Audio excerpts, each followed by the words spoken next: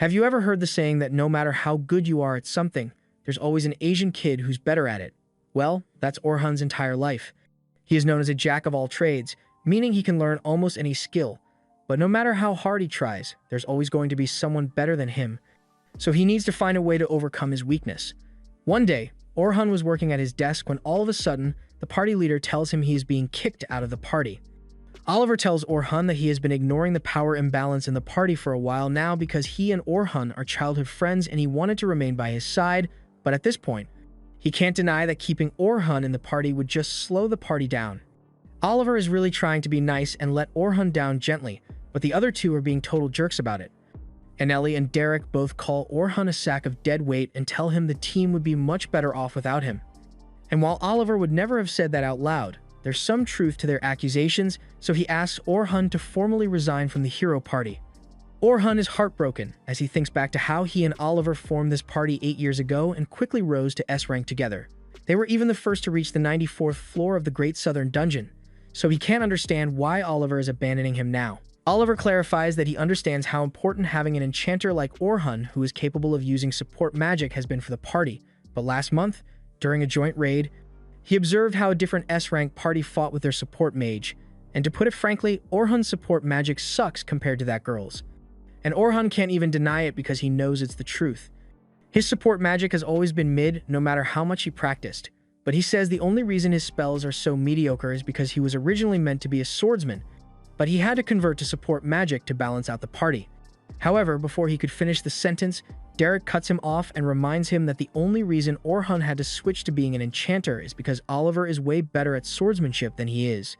Orhan can both wield a sword and cast support magic, but all around he's pretty mid when it comes to his skill level, and as much as Oliver hates to do this to him, he says he has already found a replacement enchanter, so Orhan's help is no longer needed. He already knows the other two don't like him, but if Oliver is the one giving him the boot, then there truly is no reason to remain in this party. He gets up and starts walking towards the door, and as he is leaving, Anneli talks about how glad she is that he won't be here to boss them around anymore. She also tells him that he shouldn't feel too bad about himself because his skills are still good enough for him to make it as an A-rank adventurer, but an inferior fighter like him is not cut out to be part of an S-rank party anymore. Hearing that from her really stings, so he decides to go off on his own and tackle the Southern Dungeon to prove that he's not inferior. His sword skills may not be the best, but they are still strong enough for him to handle a group of goblins on his own, and since he can also use support spells, he is able to constantly buff himself with strength magic to make his fights a little easier. Getting the timing right is a bit tricky, but with enough practice, he will be able to cast spells effortlessly in the middle of combat, and no one will ever call him worthless again. After he's done goblin slaying for the day, he heads over to the teleportation crystal to register his card so he can come straight to the 7th floor next time. But while he's there, he sees another party running up to the crystal. He starts walking away because he would rather not get involved with a bunch of randoms, but as he is leaving, he hears the party members panicking because they were just ambushed by a group of orcs, and while desperately trying to escape, one of their party members was left behind. The leader tries to assure himself that leaving her behind was the right choice since they all would have died if they tried to fight. The others ask him if they should go back to save her, but the leader doesn't think that would be a good idea since they aren't strong enough to beat all those orcs. However, Orhan overhears this, and even though it's none of his business, he can't stand the thought of someone else being abandoned by their party, so he turns to the party leader and insults him for leaving a party member to die. One of the party members gets offended and tries to punch Orhan, yelling that he had no choice because he wasn't strong enough to save her. But Orhan flips him on his ass and calls him worthless before demanding to know where the girl was left behind. Meanwhile, elsewhere in the dungeon, the girl in question has been cornered by the orcs, and they are closing in on her fast. She tries putting up a barrier to keep herself safe, but there's still nowhere for her to run, and it's only a matter of time before the orcs smash through. Tears well up in her eyes as the orcs finally break through and her doom is almost guaranteed, but at the last second, a wind spell is cast in front of the orcs, pushing them back and buying time for Orhan to step in front of the girl to protect her. The girl is in shock because she wasn't expecting anyone to come save her, but before she gets a chance to speak to Orhan, the orcs begin their attack, so he runs out to intercept them. Sophia assumes he must be a swordsman, but to her surprise, she sees Orhan cast support magic on himself in the middle of the fight. Orhan then proceeds to slice one of the orcs in half, and to make things a little easier, he enchants his sword with sharpness 5 so he can deal with the rest of them. There are a lot more orcs here than he thought there would be, so he can see why the party was forced to run away, and he might owe them an apology later, but for someone of his skill level, this much is easy to handle. The remaining orcs all charge at him at once, so Orhan begins slicing through them one after the other, and Sophia is astonished because she has never seen anything like it before. Once he's done, Orhan turns to the girl and asks if she's okay, but she's so stunned that all she can do is fall to the ground and start bawling her eyes out. Orhan makes sure she's alright and helps her get out of the dungeon, and after that, he starts walking away, but she calls out to him and says she would like to thank him properly for saving her, so she introduces herself as Sophia Claudel. Orhan recognized the Claudel family name, and he also spots the crest on her cloak, leaving now doubts about her identity. He introduces himself to her as well, and afterwards, Sophia offers to treat Orhan to dinner tonight as thanks for saving her. Orhan initially tries to decline, but Sophia is really insistent, so he eventually caves and agrees to go out with her. A little while later, she leads him over to one of her favorite restaurants, and though it isn't the fanciest place out there, she really likes the food here, so she thinks Orhan will like it as well. Orhan notices that the signboard out front has the same crest as Sophia's cloak, and it's pretty clear that she must be a member of the Night Sky Silver Rabbits, one of the biggest guilds in the kingdom. The clan is extremely powerful, so he's starting to second-guess getting involved with Sophia since things might get complicated. All of a sudden, Sophia spots her sister sitting over at one of the tables, so she goes over to ask her what she's doing here. Selma explains that she had a meeting nearby, so she decided to come here for dinner, but that aside, she asks Sophia what she's doing here with a man, because she's way too young to have a boyfriend. However, after taking a closer look, she realizes that the man is actually Orhan, and they happen to know each other. Sophia is surprised that Orhan knows her sister, but there's no way he could ever forget her. Selma Claudel is the leader of the most powerful S-rank party in the Silver Rabbits, as well as the most powerful enchanter on the whole continent. She's the reason that support mages are so respected when it comes to party formations, and coincidentally, she's the same enchanter that Orhan's party used as a basis for kicking him out. He knew Sophia was also part of the Silver Rabbit clan, but he didn't expect her to be directly related to Selma. But he doesn't recall ever doing anything to offend Selma, so he doesn't understand why she looks so mad at him. Selma gets in his face and asks him if he thinks it's appropriate to be going on a date with her 14-year-old sister this late at night. Orhan understands why Selma would be concerned, so he assures her that she is misunderstanding the situation and that he has no romantic interest in her sister whatsoever. However, the way he said that makes Selma even more angry because she thinks he's saying Sophia isn't attractive enough for him. Sophia begs Selma to stop making a scene in front of the man who saved her life, and upon learning that Orhan saved Sophia's life, Selma is very apologetic for her rudeness and thanks him for his help. They all sit down together, and this is the first time Orhan and Selma have gotten a chance to talk like this. Orhan explains that they met during last month's raid, and since they were both enchanters, they spent a lot of time together, although Orhan was mostly just assisting Selma. Selma tells him he was a huge help, but that much is to be expected from someone in the hero's party. However, Orhan tells her he isn't actually part of the hero's party anymore. Selma is shocked to hear that because she can't imagine why the party would want to get rid of someone as useful as Orhan, but she's not one to miss a good opportunity, so she asks if he would be interested in accepting a job. Orhan tells her he actually wants to adventure alone for a while, so he can't join her clan, but she says she just needs someone to join a teaching expedition that her clan will be hosting tomorrow, and she assures him that he will be paid well for his efforts. All he needs to do is focus on teaching the new recruits. They plan to spend roughly 3 days down on floor 50, and they already have a group of A-rank adventurers leading the expedition, but she'd feel a lot better if Orhan were there to help. After all, after working alongside him on the joint raid, she can see just how capable Orhan truly is as an enchanter. Orhan is honored to hear that Selma respects his enchanter skills, but he was just kicked out of his party for being a weak enchanter compared to Selma, and he doesn't want to limit himself to support magic again, so he politely declines her offer. Selma is surprised since she didn't think Orhan would turn her down, but he says he has his reasons. Selma doesn't intend to push the issue if he really doesn't want to do it, but Sophia begins pleading with him to reconsider because she would feel a lot safer on the expedition if Orhan were there. Orhan still doesn't want to relive his days as nothing but an enchanter, but seeing Sophia plead with him like that makes him reconsider, so he tells her he will think about it before he makes his decision. Selma is pleased to hear that Orhan is at least going to consider her offer, but to be clear, he informs her that he will only accept if he's allowed to fight with his sword because he doesn't want to be limited to just enchantments anymore. Selma can't believe what she just heard because she has never seen an enchanted switch to swordsmanship, and she honestly doubts that Orhan would be any good as a swordsman, but she figures that if things get really bad, he will probably just go back to using enchantments. She tells him that if he decides to join the expedition, then he should come to the Silver Rabbit HQ early tomorrow morning, and they go their separate ways for the night. Before Orhan heads home, he makes one final stop at a weapon shop, and he seems to be pretty close with the owner, which is why he came here to chat. The old man prepares a cup of tea for him and thanks Orhan for his help because business around here has been booming ever since he started recommending this place. However, that's kind of what Orhan wanted to talk to him about. He informs the old man that he was kicked out of the hero's party, so now no one will listen to him even if he does recommend the store, and he wants to apologize for not being able to help anymore. However, the man tells him he has nothing to apologize for. Whether Orhan is part of the hero's party or not, he's still the same person, and he has already done so much to help here, for which the man is very grateful. Orhan may not be a hero anymore, but he's still a hero at heart, so the man tells him he should live for himself from now on and help as many people as he wants to. The next morning, Orhan heads to the Silver Rabbit HQ and meets the president, Vince Breyer, and Vince has heard a lot about Orhan, so he says it's a pleasure to finally meet him.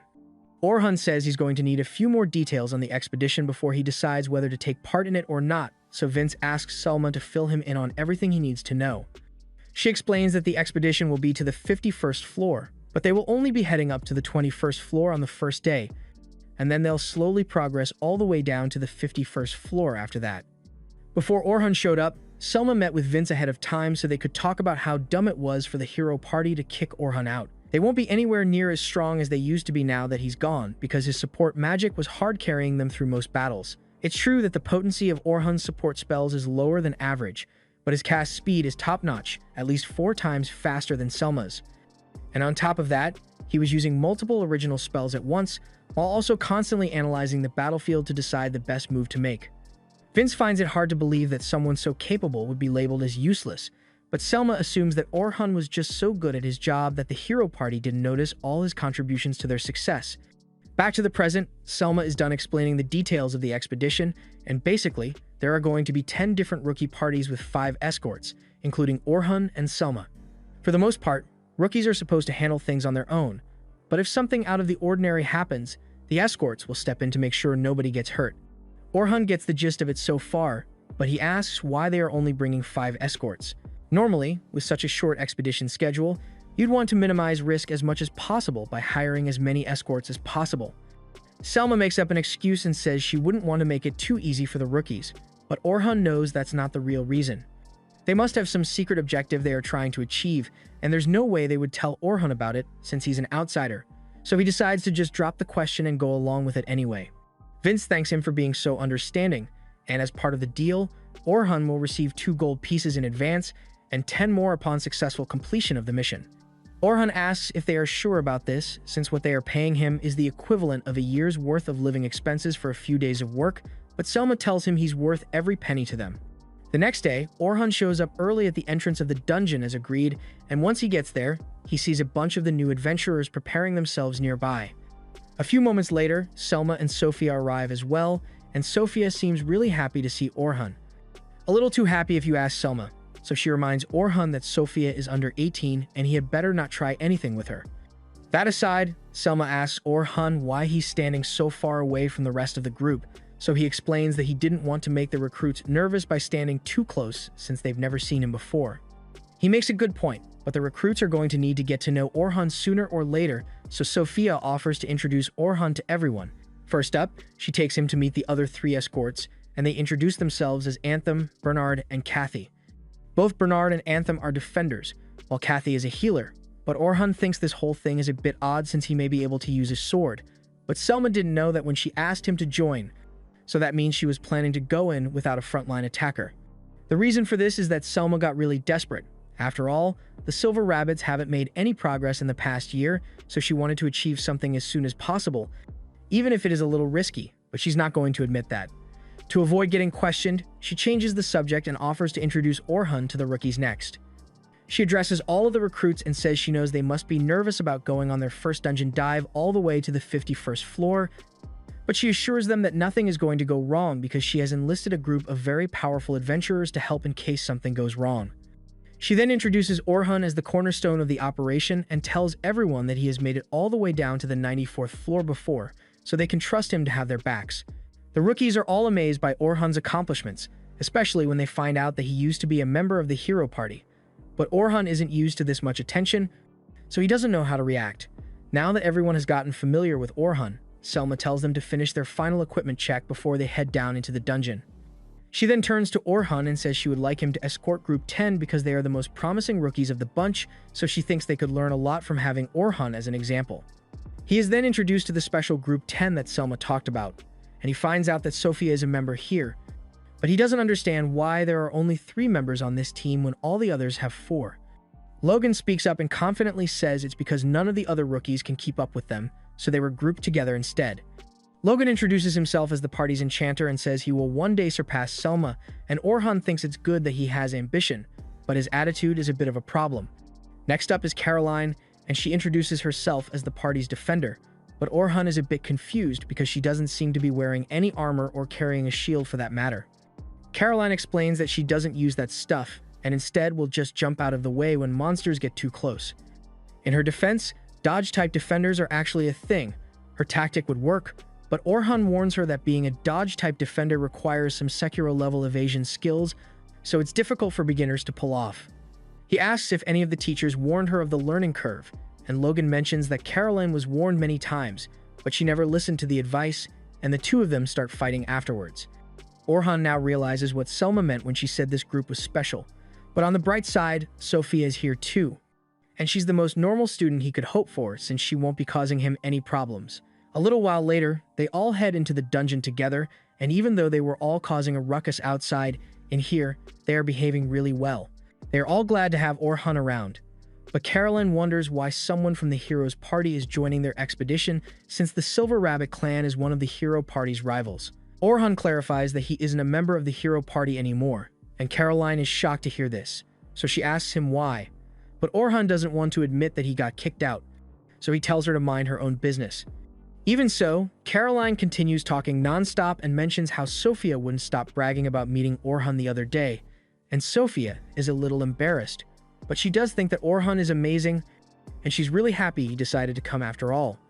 A few minutes later, as they are walking through the cave, a group of wolves suddenly appears behind them, and normally, they would have to stop to face them, but Orhun isn't worried because he already left a bunch of traps behind as they entered, so any monsters that try to sneak up on them will instantly be dealt with. This way, they won't have to waste any time on watching their backs, but I'm starting to see why Orhun was labeled as useless because he doesn't tell a single person that he is basically guarding their rear all by himself. As they progress through the dungeon, Orhun gets a chance to observe how the rookie fights, and he's honestly impressed. He initially thought Logan was nothing but a rookie with a big ego, but he actually has decent enchanter skills. If he can maintain his output during longer battles, then he could easily join an A-rank party. However, for someone who's supposed to be the party leader, he's absolutely terrible at giving instructions, though he will probably get better with time. As for Caroline, she has the speed necessary to be a dodge-type defender, but she's a bit too aggressive because the second she sees a monster, she charges right at it. Technically, that's her job as a defender, but it still seems a little too reckless to Orhun. Next is Sophia, and she's not as impressive as the other two, but she's still decently skilled as a caster, and she doesn't have any obvious flaws in her fighting style, so Orhun thinks she has a promising future ahead of her. Thankfully, the rest of the expedition went smoothly, and by the end of day 1, they had successfully made it to the 21st floor of the dungeon. Selma later meets with Orhun and asks him what he thought of Group 10, and he tells her she was right about them having potential, but they don't really work as a team, especially Caroline. But Selma already knows how difficult they can be at times. It's time to head home, so they say goodbye for the day and agree to meet back up tomorrow morning, but the next day, Orhun wakes up to a terrible sight. The hero party has officially gone public about him being kicked out, and that means everyone in the city is aware of it now. He knew this would happen eventually, but he wishes it could have been after he was done with the expedition since all the students looked up to him because they thought he was a member of the hero party, so if they find out that he was banished, their opinion of him will surely be diminished. Either way, he's still going to have to deal with it, so he starts heading to the dungeon entrance for day 2 of the expedition. However, as he is walking down the street, he is suddenly called out to by Luna. She is also a member of the hero party, and she was always really kind to him whenever they talked, but she was away on an outing when Orhun was kicked out. He knows she would have stuck up for him if she were around, so he wonders if things would have gone differently in that case. But there's no use speculating now. Luna asks him to come back to the hero party because they need his strength, and Orhan is surprised to hear that, so he asks her if the others share her opinion, but she says she hasn't told the others yet. She just came to find him because she knows how important Orhan was to their team. She's serious about wanting to bring him back, but Orhan has already made his decision. He doesn't want to return to the hero party, and even if he did, with the news already in the public eye, it wouldn't make sense for him to return now. Luna hasn't read today's paper yet, so she doesn't know what it says about him, but she reminds him that they promised to conquer the Great Labyrinth together. Mentioning that brings up a lot of painful memories for Orhan, so he pulls his hand away and says that he, Luna, and Oliver made that promise a long time ago, yet Oliver was the one who kicked him out, so it's never going to happen now. He had always hoped that the three of them would stay friends forever, but there's no going back to how things were before. As Orhan is walking towards the dungeon entrance, he is worried about what the children will think of him after seeing the article, because it states that he was kicked out of the hero party for being too weak. By the time he arrives at the meeting point, he finds all the students murmuring amongst themselves about the article. They are wondering why Orhan didn't tell them that he was kicked out of the party, but before they could say anything to him, Selma arrives. She apologizes to Orhan because she hyped him up by saying he's a member of the hero party in front of the kids a lot yesterday without knowing he had been kicked out. Orhan tells her there's no need to apologize since it's kind of his fault for being vague about what happened. Either way, whether he was kicked out or not, it is still true that Orhan made it down to the 94th floor, and he did perfectly fine yesterday, so there's no reason for any of them to doubt his capabilities because of one silly article. Caroline and Sophia still have complete faith in Orhan's abilities, but Logan, on the other hand, doesn't seem so sure anymore. He asks Orhan if what the article says is true, and he confirms that it is more or less accurate. He was indeed kicked out of the hero party for being too weak, but weak is a relative term, so Orhan assures them that he is still more than capable of getting them down to the 51st floor safely. But while the others don't seem to have a problem with it, Logan is convinced that Orhan must be a bum. They head into the dungeon, and the plan is to make it to the 35th floor by the end of the day. As their supervisor, Orhan isn't allowed to actively help them until they reach the 31st floor, so until then, he just has to watch and be ready in case they mess up. But with how talented they are able to handle the lower floors without much trouble. Once they finally arrive at the 31st floor, Orhan takes over as the leader and stands as the vanguard, but all of a sudden, he tells everyone to stop because he can sense monsters up ahead, so they all get into battle positions and prepare to fight the goblins. He asks Caroline to go on the attack first, so she runs out immediately, but she got in a bit too over her head, so she might need a little help. Orhan is about to ask Logan to cast some buffs on her, but before he could even say anything, Logan has already begun casting because he doesn't think it's worth it to wait for Orhan's instructions. After all, if he's not a hero, then anyone could do what he does. Orhan can tell what Logan is thinking, but it doesn't bother him, so instead, he turns to Sophia and unfortunately, it looks like she is up against an orc. She's too scared to move since she still has trauma from nearly being killed in the dungeon, but Orhan doesn't intend to step in just yet. Logan thinks Orhan is a failure of a teacher for not saving Sophia when she's in trouble, so he's about to save her himself, but just then, he notices Orhan secretly casts an agility debuff on the orc to buy Sophia more time to compose herself. He then assures her that she is more than strong enough to handle a threat like this because she isn't alone like last time. She has Caroline, Logan, and him here to support her if anything goes wrong. And with the confidence boost she got from Orhan, Sophia is able to cast an advanced fire javelin to obliterate the orc. Orhan is surprised because he had no idea she was capable of using advanced magic, and Caroline thanks Sophia since amazing for pulling off a move like that. Orhan congratulates Sophia on a job well done, but Logan is still in disbelief because the way Orhan handled that was exceptional. Especially the fact that he was able to cast an agility debuff instantly while hiding it, and it makes no sense that the hero party would kick Orhan out when he has these kinds of skills, so he has no idea what to believe. The group eventually makes it to the 35th floor, but there, they are confronted by a giant tarantula. Logan freaks out a little because he knows none of them are strong enough to handle that thing by themselves. He's about to suggest that they should retreat, but all of a sudden, Orhan tells him to cast agility, magic, and durability boosts on the others so they can attack. Logan thinks it's crazy to even consider attacking that thing, but Caroline has already run out onto the front lines to face it. He tries to chase after her, but Orhan tells him to wait, because as a supporter, he would be at a disadvantage if he went out in front. Orhan then calls out to Caroline and instructs her to jump over the spider so she can attack its back, and as she does so, she's able to get some really good hits in. The spider is now focused solely on her, so Orhan asks her to keep aggroing it, but to make sure she avoids touching its venom. Her agility is the only reason she is able to outpace the spider, so Orhan tells Logan to maintain the buff spell while Sophia casts her attack spell. Once Sophia is done casting, she launches several air slashes at the spider, severing 4 of its legs and causing it to crash to the ground. However, the battle isn't over yet. Orhan tells Logan to cast another strength and agility boost on Caroline. At first he doesn't understand why, but a moment later, the spider spits out some thread and starts pulling Caroline into its mouth. This is why Orhan asked Logan to cast the strength boost in advance to allow Caroline to break free on her own, but it turns out that she's still a little too weak even with the buff.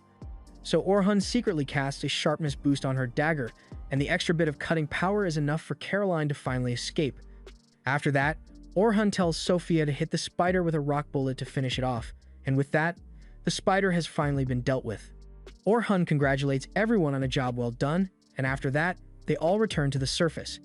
Tomorrow will be the final day of their expedition where they make the big push to the 51st floor, so Selma tells everyone to make sure they get plenty of rest tonight. As Orhan is leaving for the day, he is suddenly called out by 2 of the other supervisors. But they aren't here to cause any trouble, they just wanted to ask Orhan to grab some dinner with them. They seem like nice people, and he never really got a chance to talk to them during the expedition, so he agrees to join them and they all head to the tavern together. Meanwhile, Sophia, Caroline, and Logan are on a carriage heading home, but Logan has a lot on his mind after everything he saw Orhan do. He recalls Sophia mentioning that Orhan saved her from a group of orcs, so he asked her if she remembers the way Orhan fights. Sophia says she wasn't really paying attention, but she recalls that when he landed, there was a huge gust of wind, and after that, he cast some sort of enchantment on his sword before slicing through the orcs. Logan assumes the spell she is talking about must have been a sharpness enchantment, and those are difficult to pull off because they work on weapons instead of humans. On top of that, he finds it weird that Orhan was using a sword to attack when he is so skilled with magic. Sophia admits that she doesn't know why he does that either, but she does recall hearing something about him converting to an attacker recently. Logan was disappointed when he heard that Orhan had been banished from the hero party, and he also felt angry at him for betraying his expectations, but he was completely wrong. Not only did Orhan function as a perfect supporter, but he also used an agility debuff on an orc, which is way harder than you would think. Debuffs are completely different from regular buffs, and even Selma rarely uses them because they are so difficult to cast, yet Orhan was able to make it look easy. He was also able to perfectly analyze the battlefield and give orders precisely when needed, and was even able to predict the tarantula's final attack ahead of time. He was much better than any enchanter Logan has seen before, so it makes no sense for him to switch to being an attacker. Caroline asks if Orhan is at least strong when he uses a sword, and Sophia confirms this because otherwise, he wouldn't have been able to take out the orcs that attacked her back then. Logan realizes that Orhan must be a genius for him to be so skilled at both magic and swordsmanship, so he knows he has no hope of outdoing him. But that doesn't mean he is going to give up. He swears to himself that he will do his best to learn whatever he can from Orhan and grow strong enough to match him in strength someday. Meanwhile, on Orhan's end, he and the others are currently having dinner together at the tavern, and they love how good the food here is. The others ask him what he used to do for fun in the hero party, but Orhan tells them he never really had much time to have fun since he was in charge of all the party's errands and busy work. That's pretty depressing, and if that's the case, then it makes that article about Orhan being useless even worse because it sounds like he was the literal backbone of the party. They tell him he should just ignore those ungrateful jerks in the hero party, and hearing others stick up for him like that means a lot, so Orhan thanks them for being so supportive. That said, they do still have a few questions they would like to ask him, because from what they know, Orhan used to be an enchanter when he was in the hero party, and according to Selma, he was a damn good one.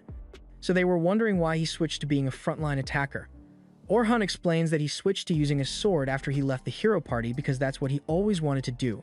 He says he used to be a swordsman in the hero party, and it had always been his dream to become the best in the world, so he was unbelievably happy when he got the position. His ambition came from watching his grandpa fight with a sword all the time, so he wanted to be able to do amazing stuff like him. If that's the case, then they ask why he chose to become an enchanter in the first place, but it wasn't really something Orhan wanted to do. Back in the early days of the hero party, once they started venturing into the lower floors, the monsters they faced became a lot stronger, so they couldn't continue pressing forward with their current party composition. Around that time was when Selma's influence started spreading, so their party decided that they needed to get an enchanter, and since Orhan is someone who can pretty much learn anything, the role fell to him. That sounds pretty rough, but on the bright side, Orhan's sacrifice is what allowed them to make it all the way to the 94th floor. However, Orhan tells them that it wasn't actually a good thing. Yes, his switch did make them progress faster, but the best thing to do would have been to take it slow and gradually build their strength because they weren't ready for what was on the 94th floor. And he knows for a fact that there is absolutely no chance of the hero party making it past that floor as they are right now, and even attempting it would be stupid. The others can tell that Orhan got a bit tense there, so they change the subject and ask him what kind of swordsman he wants to become. Orhan tells them he aspires to be a jack of all trades, swordsman, someone who can make it through even lower floors all on his own. The others are amazed since they have never heard of a dream like that, but if it's Orhan, they are sure he could pull it off. The next day, we see the hero party heading right into the dungeon, and remember how Orhan said it would be stupid of them to try to get past the 94th floor as they are now. Yeah, it looks like they are about to do something stupid. The next morning, Orhan returns to the dungeon entrance for the final stretch of the expedition, and he is immediately greeted by the kids.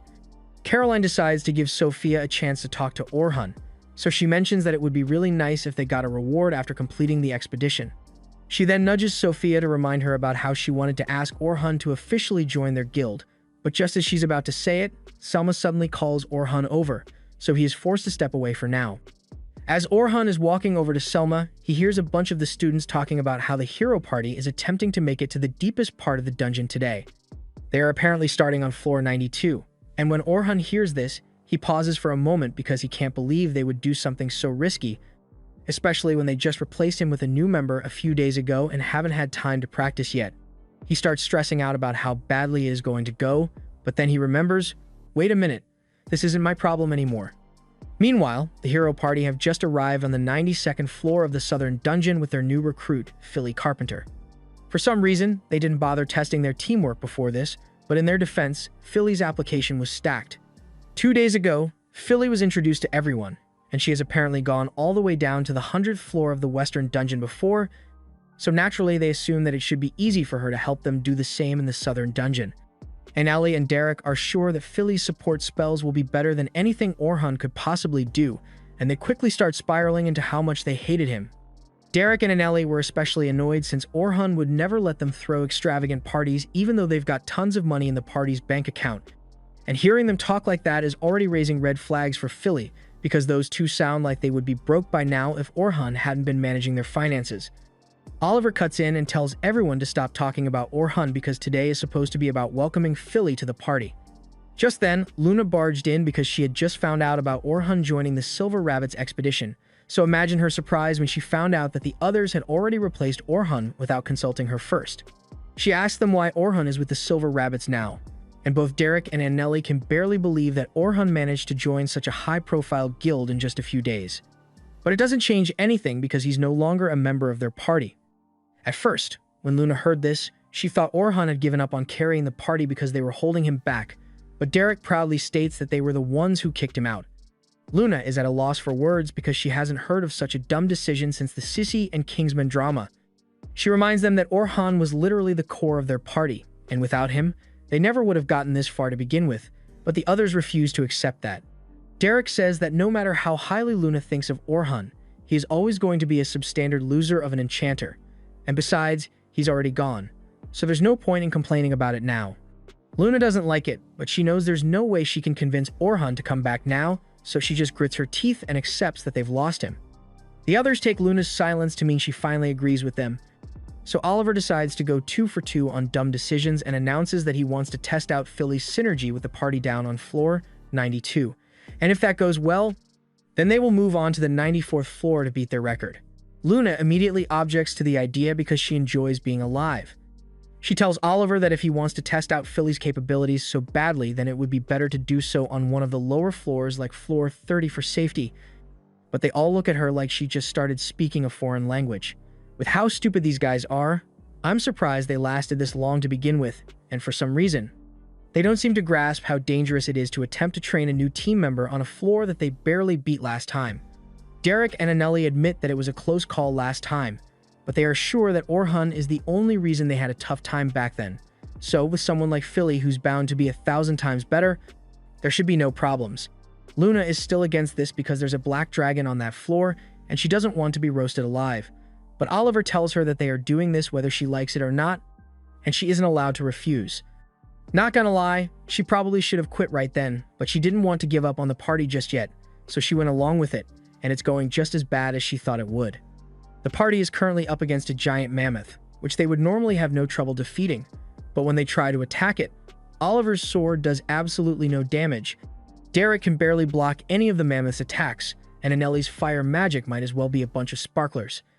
None of them understands what's going on since they thought their attacks would get stronger now that they have Philly casting the buff spells, but it's the exact opposite.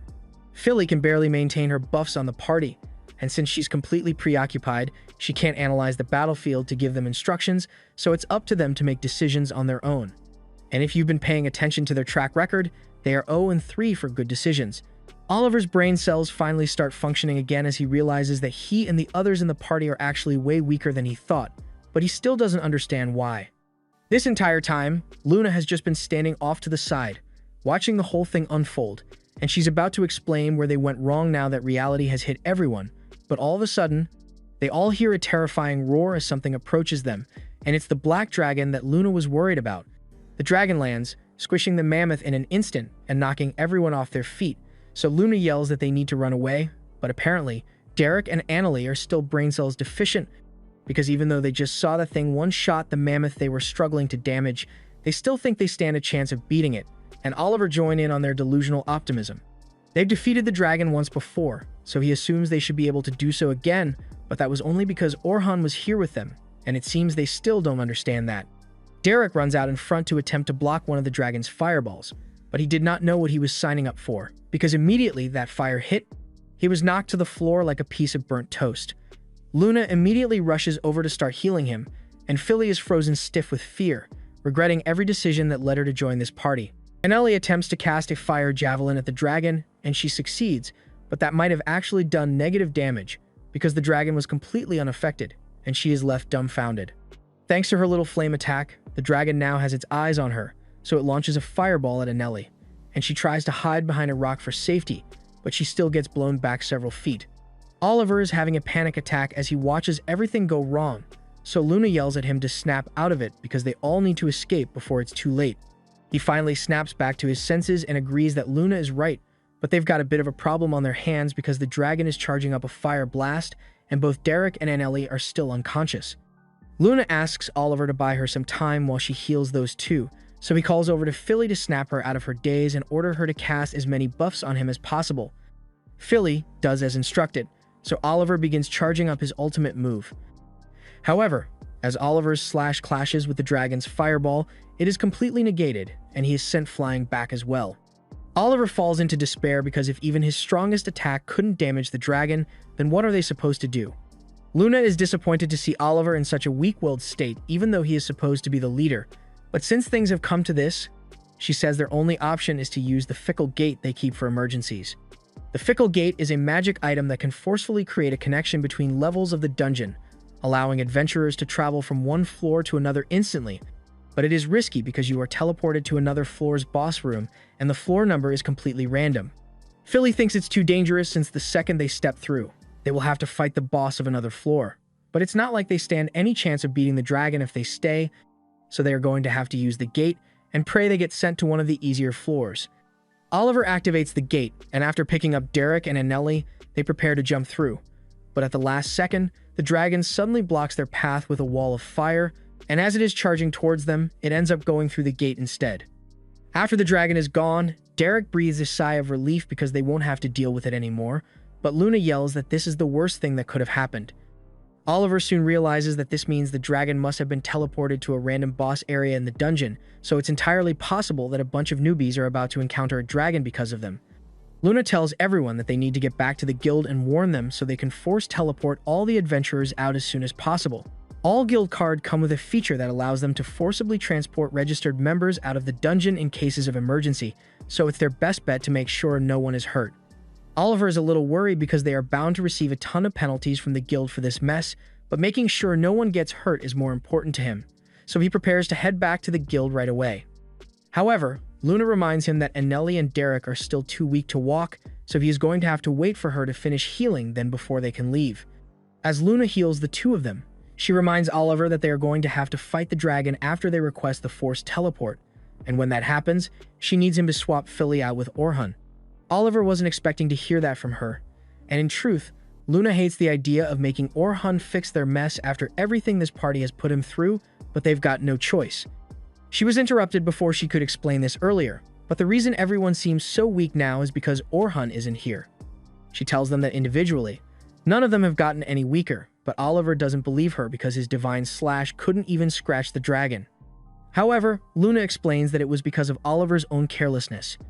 The strength of a support spell depends on the caster, while the duration depends on the magic resistance of the recipient, and Oliver happens to have really high magic resistance, so Philly's spells only last around 1 minute for him before she needs to recast them. This was never a problem for Orhun since he was able to keep track of spell timings well. Oliver argues that Philly should be able to do the same since she has more talent as an enchanter than Orhun did, and Luna agrees that Orhun's innate talent as an enchanter was subpar. But that's exactly why he came up with several original spells to make up for his weaknesses. The others are completely shocked because this is the first time they are hearing of this, and a mage coming up with an original spell is extremely rare. Orhun's base enchantments are indeed weaker than average, but he was able to come up with an original spell that boosted his spell potency by 50 times. Philly finds that hard to believe since even Selma was only ever able to boost her spells by 10 times, but it's the truth. Oliver's divine slash works by gathering energy and releasing it all at once, and in theory, if he had spent more time gathering energy, he would have been able to do some damage to the dragon, but he got so used to Orhun's buffs, making the skill more efficient that he started putting in less effort, and the same goes with Anneli as well. She got so used to Orhun's buffs that she defaulted to only using mid-tier spells instead of advanced ones because they were easier to cast. On top of that, Orhun's spells also work on equipment as well, so all their attacks and defenses had become overwhelmingly reliant on Orhun's magic without them realizing it. All of their brain cells suddenly spring back to life as they finally realize how vital Orhun was to the party. But moments later, Oliver's intelligence takes a sharp nosedive as his ego takes over, and he convinces himself that his defeating the dragon once before had nothing to do with Orhun, even though we can clearly see Orhun carrying the team in the flashback.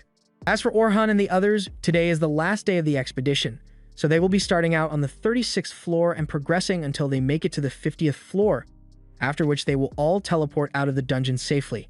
It seems fairly straightforward, but for some reason, Orhun has a bad feeling about all of this. It's true that they are going to be facing monsters that the new recruits can't handle on their own, but with all the supervisors, including him, actively participating, it should be doable. Yet he is getting a terrible feeling from the dungeon today, and he can't put his finger on it. He continues trying to think of a possible reason, but he then gets distracted by the kids calling out to him out of excitement, and against his better judgment, he decides to brush aside his worries for now. Caroline keeps asking Orhun for tips to improve her fighting skills since she wants to kill as many monsters as possible, but Orhun tells her that there's a limit to how much she can do while she's still a newbie. He reminds her that her job as a defender is to protect the party, so she shouldn't be too focused on charging ahead all the time, but she says it's no fun that way. Logan chimes in and tells Caroline to be grateful for Orhun's advice since even Albert used to say the same thing. But hearing that name catches Orhun's attention since Albert Sensible was the famous ace adventurer of the Silver Rabbit Guild. He died last year while facing the Black Dragon on floor 92, and Caroline seems to know quite a bit about it because Albert apparently died protecting one of his teammates even though that was the defender's job, and she doesn't want to let something like that happen to her team, which is why she is always running out ahead of the others. Orhun can tell by the look in her eyes that there's some deep-seated trauma there, and he's not getting paid to be a therapist, so he just pretends he didn't see that and tries to move on. But just then, Sophia speaks up and asks Orhun if there are any tips he can give her since she wants to know what she should improve on, and Logan also asks for some advice as well. A little while later, they've all made their way into the dungeon, and while they are taking a break, Selma walks up to Orhun to mention that she thinks it's nice how much the kids have warmed up to him recently. He admits that he was a little worried about how they might treat him after that newspaper article came out, but they all accepted him regardless. Selma recalls hearing Orhun and the kids talking about Albert earlier, so she talks about how devastating his loss was for the Silver Rabbits. After that, Orhun and the heroes' party went on to defeat the Black Dragon, but it was unbelievably difficult, so Orhun knew Albert didn't die because he was weak. It was just an unfortunate set of events. Selma goes on to talk about how hard it has been to find someone capable enough to replace the hole in the guild that Albert left behind, and Orhan knows she's trying to use this as an opportunity to recruit him, but he's not interested. He tells her that one party doesn't need two enchanters, and Selma understands that, but since Orhan said he's switching to swordsmanship, she still thinks he would be a valuable asset to the team. After that, the mission officially starts and everyone is briefed on the plan before they head out. Orhan and the others get assigned to Group 10, so they are at the very end of the formation, but that just means they are seen as the most promising members of the group. Sophia is a little nervous since they are practically on their own back here, but Orhan says this is a necessary experience since with how complicated a dungeon's layout can be, they are going to need to learn how to navigate it on their own in case they get split up from the rest of the group. Logan agrees with Orhan, but Caroline still doesn't like the idea of potentially getting lost down here. Orhan says that's why it's important to spend time gathering information for the dungeon dive in advance, especially with maps of the dungeon layout so you don't get caught off guard by any surprises. In that case, Caroline asks Orhan to share some of his information with them since he has gone further into the dungeon than the rest of them combined, and they'd like to learn a bit about the deepest floors of the dungeon. Orhan sees no harm in talking about it, so he tells the kids that the lower floors officially start around floor 76, and the floors from there are usually ice or snow themed. As for the deepest floors, those don't start until you get to floor 91, but he barely has a chance to actually explain anything about the floor because the others keep interrupting him with questions over and over. Meanwhile, back on the surface, Luna arrives at the Adventurers Guild with the rest of the hero party, and she immediately asks to meet with the guild master because she has something important to tell him. One of the receptionists, Eleanor, informs Luna that the guild master is currently in a meeting, so she's going to have to wait a while if she wants to meet with him, but Luna frantically tells her there's no time because they need to force teleport everyone out of the dungeon immediately. Back in the dungeon, the group continues traveling through the dungeon, but they are all starting to get the feeling that something is wrong here. For one, they haven't seen even a single monster in a while, and with a room this big, there should have been a ton of them. Logan asks Orhan if this is what it's usually like on floor 40, but he has never seen anything like this before. It's almost as if the monsters are all scared of something, but he has no idea what it could be. Caroline is starting to get frustrated since she really wants to fight something, and as luck would have it, there happens to be a lone goblin nearby, so she immediately charges at it. Orhan tries to warn her to stop because that goblin is strong enough to one-tap her, but Caroline completely ignores him. So Orhan is forced to save her and debuffs the goblin in order to buy her enough time to take it out. Caroline then cheerfully announces that she has defeated the goblin, but the others tell her that what she just did was extremely reckless. At first, she doesn't care. But then they point out that if Orhan hadn't been here, she could have gotten herself into danger, and then Sophia and Logan would have been forced to go save her, so she would be putting her party's safety at risk. Caroline realizes that she was wrong and apologizes for her mistake, but as long as she is more careful in the future, Orhan isn't going to hold it against her. In fact, since Caroline loves fighting monsters so much even though she's a defender, Orhan offers to teach her a special technique called active defense. Caroline gets all excited and asks him to explain more about it, so Orhan tells her that it's a method of drawing your enemy's attacks to keep them busy while the rest of your party prepares a counterattack. Every living thing has to physically prepare before launching an attack, but if you can interrupt that preparation, then you can effectively stun-lock your enemy for a short time. But to do this, you need to be able to study your opponent's attack patterns and strike just before they unleash their Ada. Caroline thinks that sounds like a really cool way to defeat monsters, but Orhan reminds her that the goal isn't to defeat the monsters. Her goal should be to simply stall them from attacking until her teammates are ready, and Caroline says she understands. Meanwhile, up on the surface, the guild master is meeting with the hero party, but he has no idea what was so important that they had to call him out so suddenly. Luna speaks up and tells him that they need to force teleport everyone out of the dungeon right now, but the guild master is hesitant to comply since teleportation on that scale costs an enormous amount of mana, so they can't do it unless it's a serious emergency. But the situation can't get much more serious than it already is. Luna explains that the Black Dragon managed to travel through her fickle gate and is currently on a random floor in the dungeon. If nothing is done, someone will end up running into it sooner or later, so they need to act quickly. However, according to the rules, the guild master still needs to hold a discussion before activating the forced teleport. Meanwhile, back in the dungeon, Logan asks Orhan to teach him how to use debuff spells, but Orhan doesn't think that would be a good idea considering how difficult it is to master. The effectiveness of a debuff spell is largely dependent on the magic resistance of the target, so for Logan to use it effectively, He would both need to master the nuance of the spell and learn the individual magic resistance for every single monster in the dungeon. On top of that, debuff magic isn't particularly effective against monsters in the deeper floors, so it's not practical to learn as a main skill. However, Orhun does know of a trick that could be useful to him. He points to a pair of wolves that are charging this way, but instead of doing anything to attack those wolves, Orhun just waits, and after a few seconds, they trigger one of the traps he had laid beforehand. The others are amazed since they've never seen anything like it before. So Orhun explains that it's a simple trick that comes in handy to prevent enemies from sneaking up on the party as they progress through the dungeon, and Logan would do well to learn the technique since it's an enchanter's job to maintain the battlefield advantage for his party. Orhun then turns to Sophia and tells her that if she wants to grow stronger, then she should learn to use parallel casting. She is already able to use special grade spells, but those kinds of spells take time to activate, so she learned how to parallel cast. She could begin casting a second one halfway through the first one to reduce downtime. It will take a bit of effort to master, but anyone can learn to cast at least 2 spells at once given enough time, so Orhun tells her to give it a try once the mission is over. He says she can probably get Selma to teach her later, and he's right about that, but she says she would actually prefer it if Orhun taught her instead. He's surprised to hear her say that, and he'd like to turn her down, but he can't say no to a face like that, so he agrees to train her later. Meanwhile, back on the surface, the preparations for the forced teleportation are finally ready, so once the spell is fully charged, the Guildmaster will initiate the teleportation. After that, he says he wants the hero party to go back into the dungeon and defeat the Black Dragon, but they all tense up upon hearing that because they know there's no way they could beat that thing.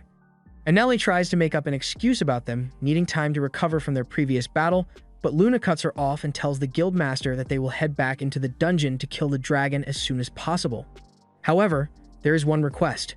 Down in the dungeon, the group eventually makes it to the floor boss room, and since this one is a little too advanced for the recruits, the supervisors are going to handle it on their own. Orhun heads to the front lines with the rest of the supervisors, and as soon as the battle begins, he rushes forward to distract the troll while everyone else prepares an attack.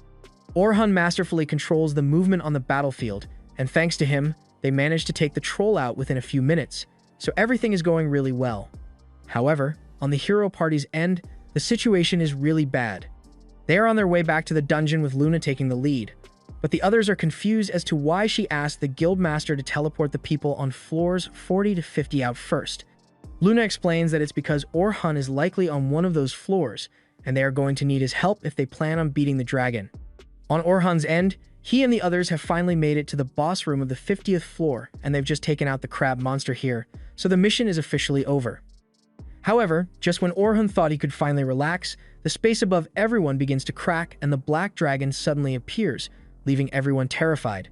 Selma and the other supervisors are all left speechless because they know how dangerous that dragon is, and even Orhun has no idea how to handle this because there's no way they can defeat this thing as they are now. The only real option they have is to try and get past the dragon or make it to the teleportation crystal, but that's a lot easier said than done, especially when everyone else is too terrified to even move. Monsters usually target large crowds of people, so they will likely be the dragon's first victims, and Orhun knows that means he can survive if he runs away on his own, but there's no way he would ever leave those kids behind, so he decides to take his chances and fight the black dragon to the death. He yells at the other supervisor and orders them to do everything in their power to keep the kids alive, so they snap out of the fearful daze and get into a defensive position while Orhun charges at the dragon. Just as Orhun predicted, the dragon aims its fireball straight at the group, and even though they've already got a barrier up, they all know there's no way the barrier can tank a blast of dragon's breath like that. However, at the moment of impact, Orhun managed to cast a split-second buff to strengthen the barrier enough for everyone to survive. It was so quick that hardly anyone besides Selma could tell that Orhun's support magic had been used, but he's got much bigger problems to deal with right now. He is currently trying to find an opening to attack the dragon, so he throws a dagger at the dragon's eye, and while the dragon managed to close its eyes on time to protect itself. That's exactly what Orhun expected to happen. With the dragon's eyes closed, he jumps into the air and aims for its neck with a strike so powerful that it causes a small explosion. The others are amazed that Orhun could unleash such power with a single strike, but even an attack like that still wasn't enough to defeat the dragon. In fact, it looks like the dragon was completely unharmed, which has everyone really worried, but Orhun assures them there's no need to worry because he has a plan. He puts on a special necklace and charges back in to attack the dragon, and as the dragon shoots a fireball at him, Orhun redirects it with a reflective wall spell. Logan is amazed by what he just saw because he has never heard of a spell that redirects attacks back towards the enemies, and that's because this is one of Orhun's original spells. Orhun had hoped that the dragon's fire would be strong enough to wound it, but it's still perfectly fine, so he is going to have to take some drastic measures. He casts a status boost spell on himself, a spell which doubles the stats of all skills of his core attributes. But Selma is still concerned because even if Orhun is strong, merely doubling his stats won't be enough to compete with the dragon's power. However, Orhun never intended to stop at just doubling his power, so he proceeds to cast status boost on himself 4 more times, raising his power to 32 times the original. Selma is left in utter disbelief because normally, if you try to cast the same spell multiple times, it just resets the duration of the spell without stacking its effects, so she has no idea how Orhun managed to pull off such an unbelievable feat, but something tells her this isn't the only trick Orhun has up his sleeve. With the 32 times boost, Orhun can now move so fast that the others can't even keep track of him, but he can't keep this up for long, since casting the equivalent of 30 spells at once takes a huge toll on his body. He wants to end the battle as soon as possible, so he jumps straight at the dragon again, but while he's midair, the dragon begins swinging its tail to knock Orhun out of the sky. However, Orhun is able to create a floating platform under his feet to avoid the tail swipe. The platform Orhun just created wasn't the result of a spell, it was the work of Orhun's special ability, a power that some humans happen to possess. In Orhun's case, his ability is magical convergence, which allows him to gather magic in a single point and materialize it. He is also able to use raw magic to propel himself through the air, so his ability is extremely versatile in combat, but that doesn't mean it's exclusive to Orhun. Oliver also happens to have the same ability, but instead of using it for mobility, he uses it to strengthen his attacks. Orhun casts a series of buffs on his sword as he goes in for another strike, and this time, he actually manages to do a decent amount of damage to the dragon. But the strain from maintaining all his buffs is starting to catch up to him. Selma can see that Orhun is struggling out there, but the other supervisors aren't strong enough to keep up with the dragon, and even if she joined the fight without them, she doesn't think she would be of much help to Orhun. This is the first time Selma has felt genuine terror in a long time, so her body won't stop shaking no matter how hard she tries, but she's still going to do her best to make sure the students are kept safe so Orhun can focus on his battle. Years ago, back when Orhun was still a kid, he would spend all day playing with Luna and Oliver in the village, and they all lived in harmony. But that all changed when the Fire Nation attacked. Orhun and Oliver had been outside the village training one day, and by the time they returned, they found that the entire village had been burnt to the ground by bandits, and everyone they knew had been slaughtered in the streets. The two of them were completely heartbroken and hated themselves for not being able to protect any of the people they cared about, but there was nothing they could do at that point. They spent the rest of the day burying the bodies of all their friends and family who had been killed in the attack, and from that day forward, Orhun and Oliver both swore to each other that they would become strong enough to make sure a tragedy like this never happens again. That is a promise that Orhun has worked his entire life to fulfill, and there's no way he's going to let a single dragon stand in the way of him protecting his friends. The purple mist surrounding the dragon right now is an indication that it's about to unleash its most powerful attack, so Selma wonders what Orhun plans to do here. He figures out that the purple mist probably works the same as magical convergence, meaning the dragon is currently gathering energy for its attack. The dragon uses that energy to form weapons in all different directions, but the last time Orhun fought one of these things, it was using way more weapons than this, so the dragon must still be underestimating him. He intends to take advantage of that, so as the dragon begins firing at Orhun, he dashes from left to right to avoid getting hit and then uses a fireball to distract the dragon while he gets close enough to strike again. But unfortunately, with the extra energy the dragon has accumulated, its scales have become too tough for Orhun to cut through. To make matters worse, Orhun barely has any breathing room since the dragon is constantly bombarding him with mana attacks, so he puts up a rock wall to protect himself. But that didn't work out as well as he had hoped because the dragon was able to bank one of the spears around his wall, leaving Orhun completely vulnerable. Fortunately, Orhun had precast a reflective wall spell in case of situations like this, but he genuinely could have died just now. The others continue to watch with bated breath as they hope for Orhun's victory, but Selma doesn't think it's going to be that easy because while Orhun has managed to keep up with the dragon so far, he still hasn't landed any decisive blows yet. Fighting solo is way tougher than Orhun thought it would be, because as much as he hates his former party for betraying him, he can't deny that they were really useful.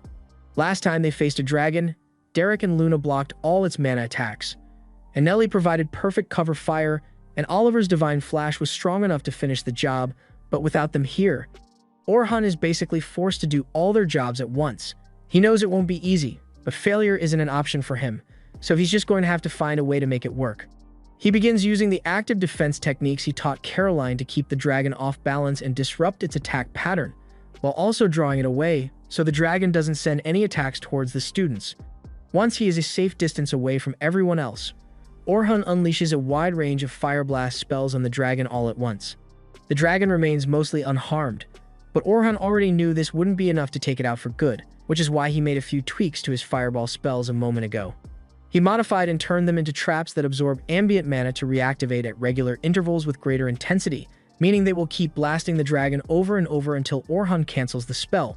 The blasts chip away at a lot of the dragon's health, but it refuses to go down and eventually manages to destroy all the magic circles. Fortunately, Orhun still has a few more tricks up his sleeve, and since Oliver was the one who dealt the final blow last time with Divine Slash, Orhun decides to do the same thing with his own version of the move. As the dragon launches a fireball his way, Orhun unleashes his Divine Slash, and to make sure it doesn't get blocked, he casts an impact puff on it the moment it comes into contact with the dragon's fire, allowing the slash to go further with more force until it eventually hits the dragon head-on. This results in a huge explosion. A piece of the dragon soon falls to the floor, leading everyone to believe that Orhun was successful in taking it down. But on the contrary, the dragon is still very much alive. It turns out that it sacrificed its tail in order to block Orhun's slash, which Orhun didn't account for at all, but in hindsight, he should have expected as much from such a powerful boss. The dragon starts firing even more blasts at Orhun, so he starts running around some more to evade, but midway through, the timer on his buffs runs out, so his strength has gone back to normal. Selma sees this and tries to help Orhun by casting her own status buff on him, but Orhun cancels that shit immediately and tells her to stay out of this because her buffs aren't strong enough to make a difference in this situation. He tells her to just focus on protecting the students because he is perfectly fine handling the dragon on his own, and as he says this, he casts another quintuple status boost on himself before hitting the dragon with a buff Thunder Shock spell. The force of the blast knocks the dragon clean out of the sky, and as it crashes into the ground, the others wonder if Orhun finally managed to kill it, but no, the dragon is somehow still alive. Orhun can hardly believe that the dragon isn't dead yet, because he's running out of tricks to pull out here.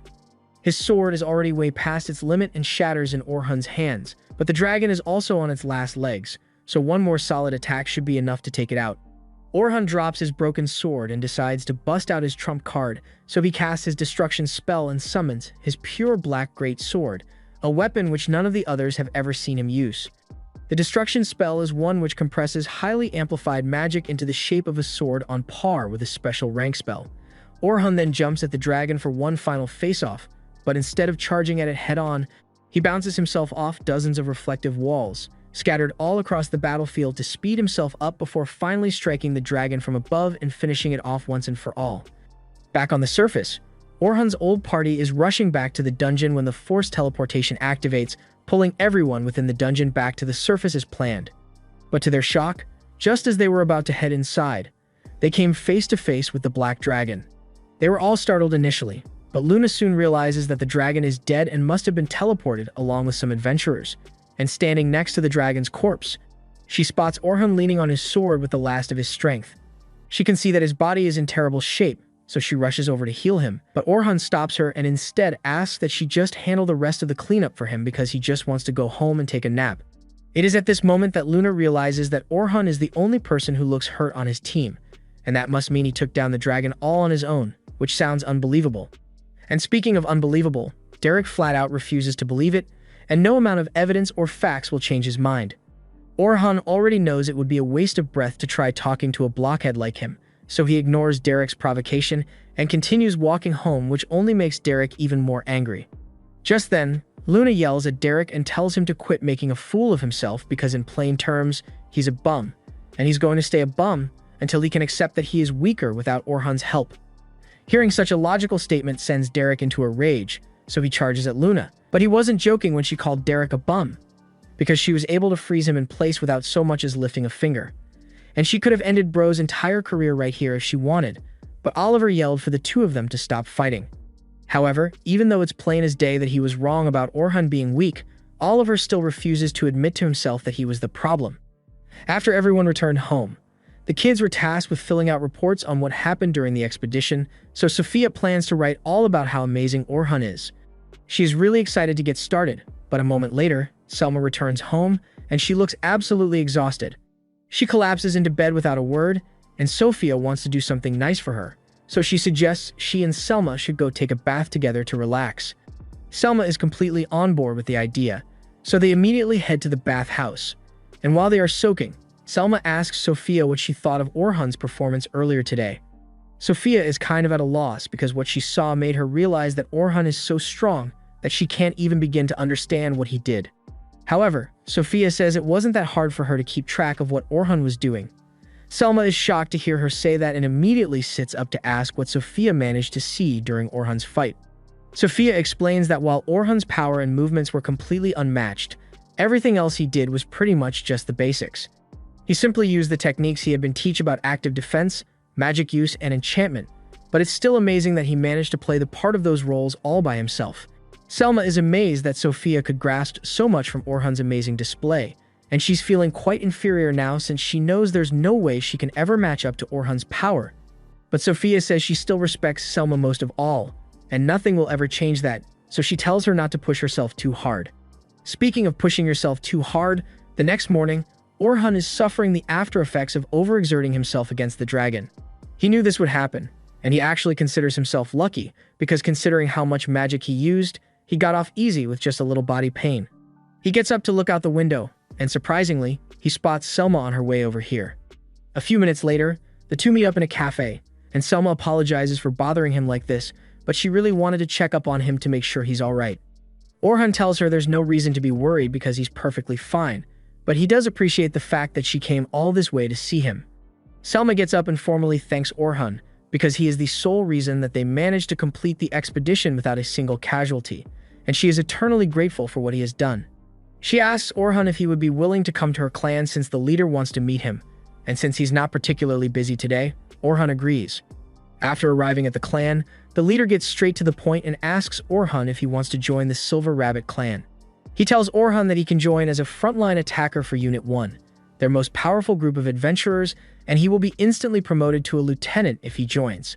Orhun is shocked to hear that since it's unheard of for someone as young as him to become a lieutenant, but the leader insists that Orhun has more than enough experience and skill to qualify for the position. Orhun is flattered by the offer, and pretty much any other person would have jumped at the opportunity, but he doesn't want to give an answer right away, so he asks them to give him some time to think it over. The clan leader understands and tells Orhun he can take as much time as he needs, but as Orhun is leaving, he is informed that the leader of the Adventurers Guild wants to see him as well, so he decides to head there next.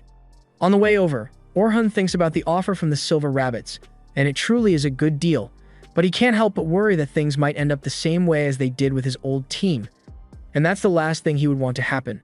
He doesn't even want to think about those jerks after all they've put him through, but unfortunately, when he arrives for the meeting with the guild master, he finds out that his old party members are present as well.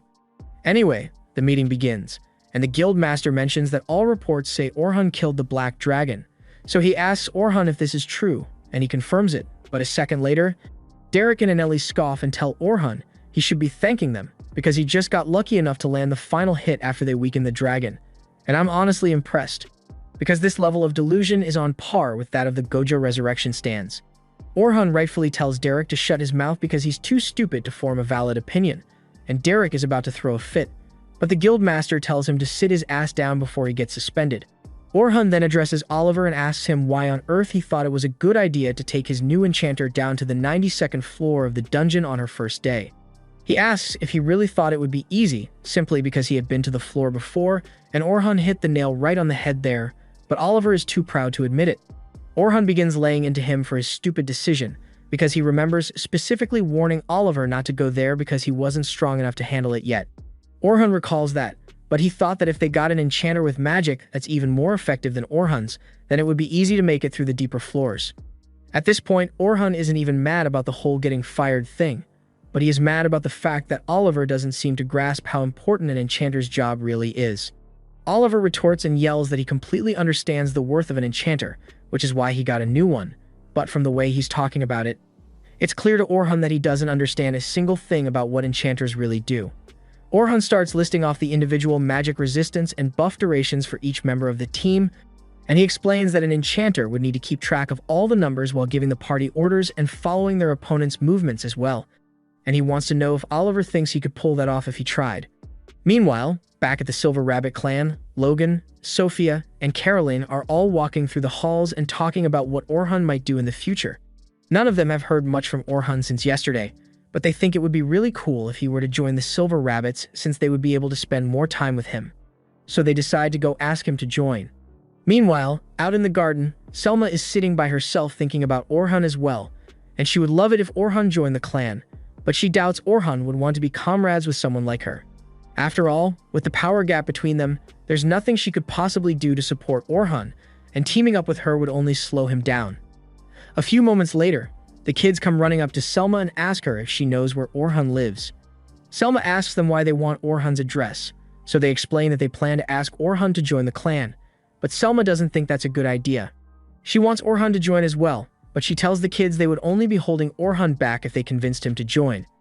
However, the kids were already fully aware of this, and they know it's a selfish choice to intentionally hold Orhan back, but there's so much they could learn from him, and they want to grow up to be strong enough to genuinely stand by Orhan's side as equals.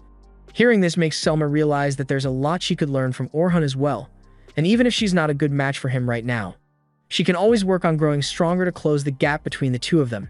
For this reason, she agrees to let the kids try to convince Orhan, but she's not going to dox him for no reason, so instead of telling them his address, she informs them that Orhan recently had a meeting at the guild, so if they hurry, they might be able to find him before he leaves. Meanwhile, Orhan had just left the guild, and since he has given his statement, his former party is going to be hit with a penalty for the trouble they caused. He prepares to head home for the day, but all of a sudden, he spots the kids running his way, and for some reason, he gets the feeling talking to them will be troublesome, so he ducks into an alleyway and starts running. Unfortunately, his injuries from yesterday make it tough for him to outrun them, so instead, Orhan creates a few mana platforms and hops onto one of the roofs to get away from them. He watches the kids run by from above and he breathes a sigh of relief as they pass, but he still needs to lay low, so he ends up running into his Gram's store. The old man is confused by the fact that Orhan is trying to hide from a bunch of kids, so he asks what's going on, and Orhan explains that he's worried they are going to ask him to join the Silver Rabbit because he already decided to reject the offer, and he doesn't want to hurt their feelings by telling them no. The old man can tell that Orhan must care about those kids a lot to want to spare them the disappointment, but they seem to look up to him quite a bit. So the man tells him that he doesn't necessarily need to go through life alone because of what happened, and hearing that gives Orhan a lot to think about. Later that night, Orhan heads to a hilltop to think things through, but to his surprise, Sophia shows up soon after him.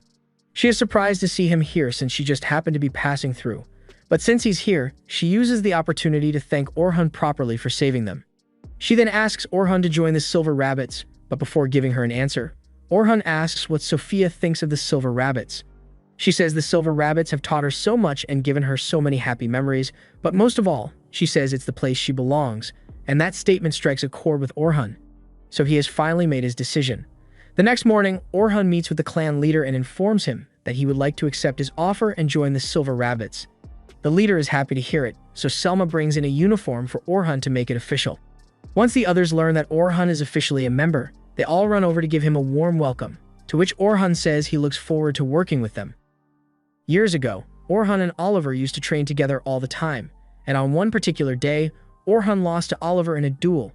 Seeing Oliver beat Orhan, the adults who were watching the fight conclude that Oliver is the best candidate to use to further their objectives.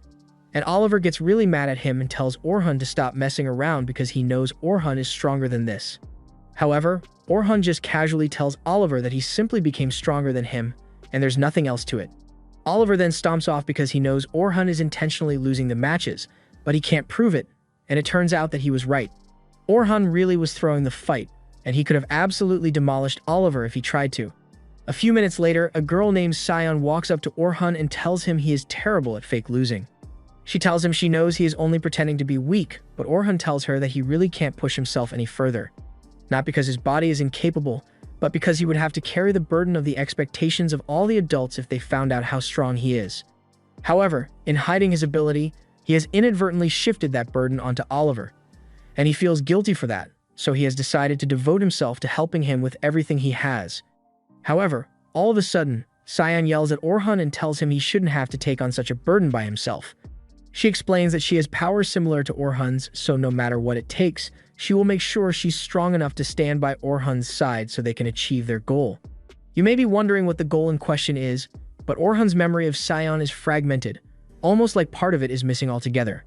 Elsewhere in the kingdom, the Grand Master of the guild receives a visit from the Guild Master of the southern region. The Grand Master is both surprised and annoyed by the sudden visit, but he knows it must be something important, so he asks the Guild Master to tell him what happened.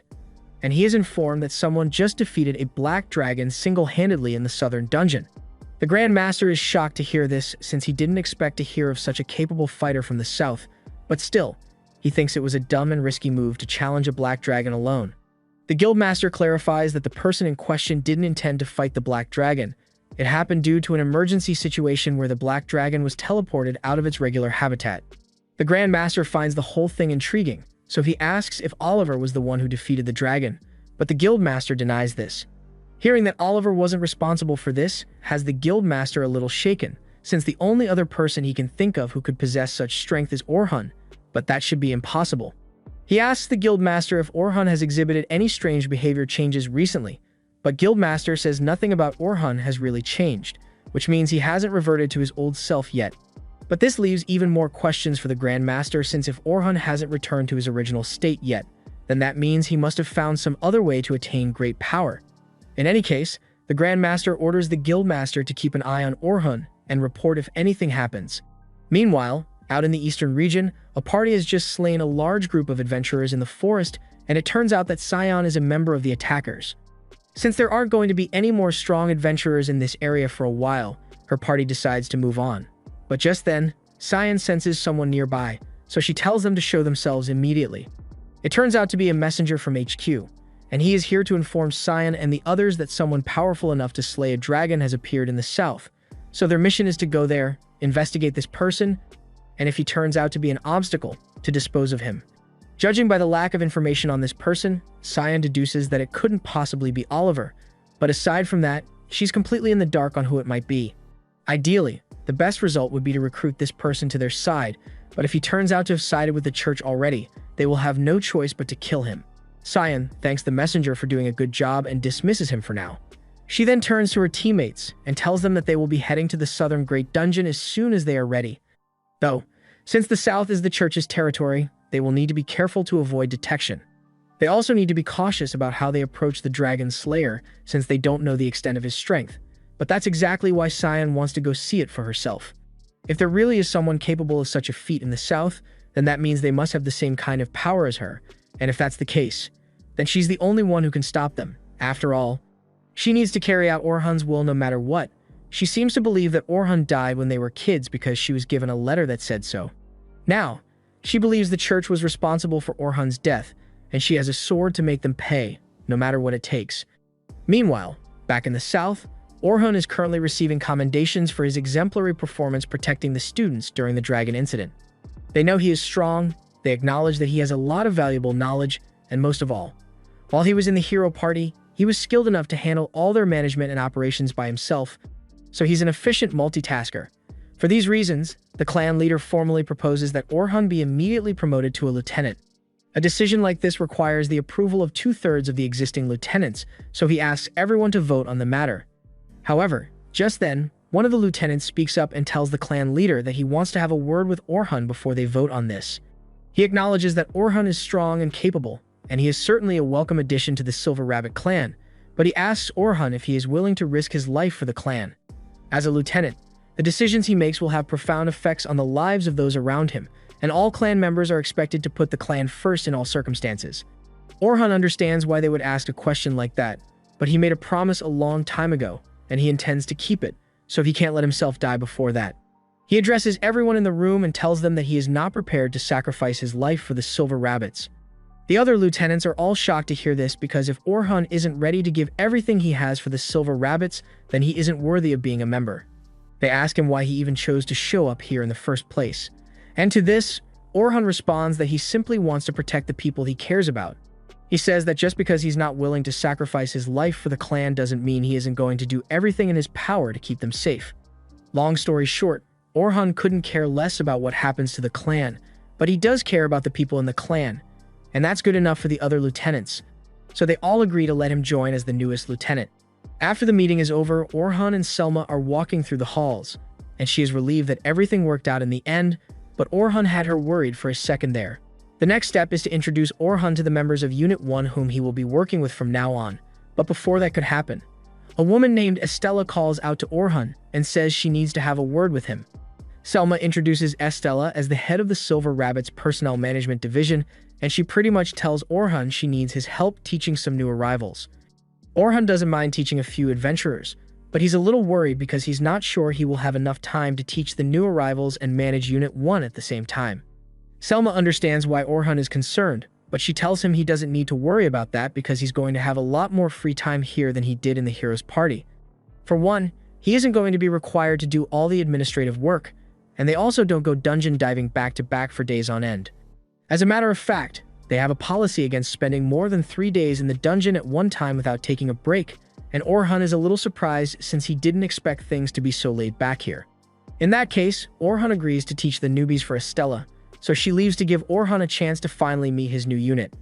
As Orhan walks into the room, he is introduced to the members of Unit 1. They are all eager to finally see the Dragon Slayer again since they didn't get a chance to talk to him during the mission, but frankly, Orhan had no idea they were there in the first place. Anyway, they move on to introductions, and the first to introduce herself is Rain. Despite how she looks, she is actually 24 years old, so she tells Orhan he is free to think of her as a big sister.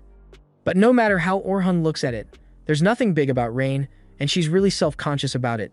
Next up is Lucretia, who is 18 years old, and the last guy is Wilk, the 20-year-old defender of the team. Selma is also part of the team, but Orhan is already familiar with her, so there's no need for introductions. Now that introductions are out of the way, Wilkie asks Orhan if he can explain how exactly he managed to defeat the Black Dragon, because they've all been wondering how he did it. Selma tells Orhan that he doesn't need to answer if he doesn't want to, but he thinks it's important that he shares info about his abilities with his new team. He explains that the main reason he was able to win his battle against the dragon was thanks to 2 of his original spells. One is called Impact, a spell that increases the effectiveness of weapons by 100 times. This revelation comes as a huge shock to everyone here since 100 times multiplier is unheard of. Orhan then goes on to explain that his second original spell allows him to increase the effectiveness of all buffs applied by 32 times, which comes as just as much of a shock to the others, but Orhan clarifies that he can only use it on himself, and it puts a lot of stress on his body, so he can only use it for a short period. After learning of what Orhan is capable of, the others wonder why he doesn't just fill other party positions by himself, like a mage for instance, but that's one of Orhan's biggest flaws. He explains that he is only capable of using mid-level magic, and no matter how hard he tries, he has never been able to use any high-level spells. The others are surprised to hear this given how talented Orhan is with everything else, and for a moment, Orhan worries that they might label him as useless. So he defends himself by saying his original spells can make up for his lack of high-level magic, but they really don't care about that. They then ask Orhan if he has any special abilities, and he confirms this, which gets Rain excited because now there are 3 people with special abilities on their team. Orhan asks who else has an ability, but Selma tells him it would be easier to show him in the dungeon rather than trying to explain it. And for that reason, she's planning to have them all go into the dungeon tomorrow. Orhan isn't opposed to the plan, but he informs everyone that his sword was destroyed during the battle against the dragon, so he needs to get a new one. The others think this is terrible news since making a new sword will take at least a few days, but Orhan tells them it won't actually take long, since he just buys swords off the shelf at a local weapons shop. The group is left speechless because they had no idea the Dragon Slayer was using rusty hand-me-down swords, but they won't stand for it any longer. So they drag Orhan to the dedicated blacksmith for the Silver Rabbit clan, Aaron, and they ask him to make a sword for Orhan. Aaron is up for the task, but he says there's a bit of a problem. A sword for someone as powerful as Orhan would need to be made from special materials down on the lower floors, but he doesn't have those materials on hand, so he's going to need them to go get some. Normally, this would turn into a whole 3-episode resource-gathering arc, but fortunately, Orhan happens to have a stash of special materials stored in his bracelet from back when he was part of the hero party, and he's never had much of a use for all this stuff, so he might as well make a sword out of it. In the meantime, Selma informs everyone that the Adventurer Management team recently requested that they gather some noxious sheep pelts, so she thinks this will be a good opportunity to practice their teamwork on floor 86, and Orhan plans to do his best to help Selma and the others break the hero party's record of floor 94. Before long, they all arrive on floor 86, and the scenery on this floor is particularly nice even though it's inside the dungeon. However, Selma reminds everyone that they can't let their guards down because they may only be here to find some noxious sheep, but this floor is crawling with earth dragons, so they could run into danger at any moment. Furthermore, the main reason for this mission is to see how well they all work with Orhan. The plan is simple. Will handle the front lines with Orhan while Rain will attack from the rear with magic, and Lucretia focuses on using her healing magic. As for Selma, as the supporter, she will make sure to keep everyone buffed and give orders when necessary. That said, the others are pretty sure Orhan would be able to handle all the monsters on his own, so a strict formation may not be necessary. Selma tells Orhan that she's fine with it if he wants to fight alone, but Orhan says it's important that he learns to fight as part of the party, so he wants to stick to Selma's formation. Just then, a fireball is suddenly launched at the group, so Orhan leaps forward and casts a barrier to protect them. He realizes that the fireball must have come from a nearby earth dragon, but he can't spot it, so they are going to have to start searching. This is where Lucre's special ability, magic tracking, comes in handy, because it allows her to follow traces of magic left behind by an enemy to track them down.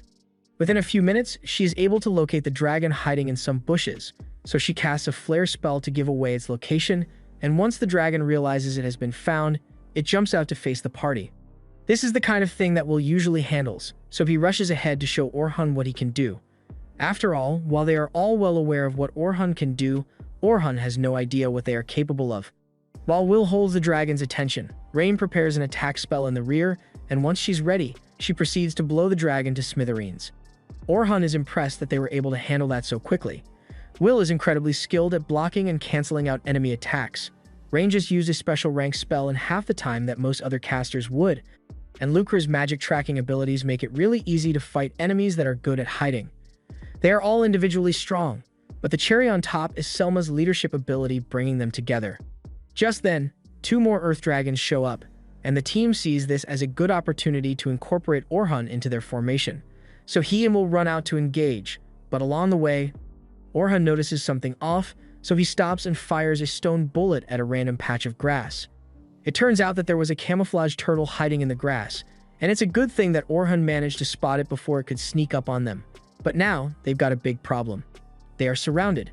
The turtle is slower, so Selma asks Rain and Lucre to take care of it while Will and Orhan will be in charge of defeating the dragons.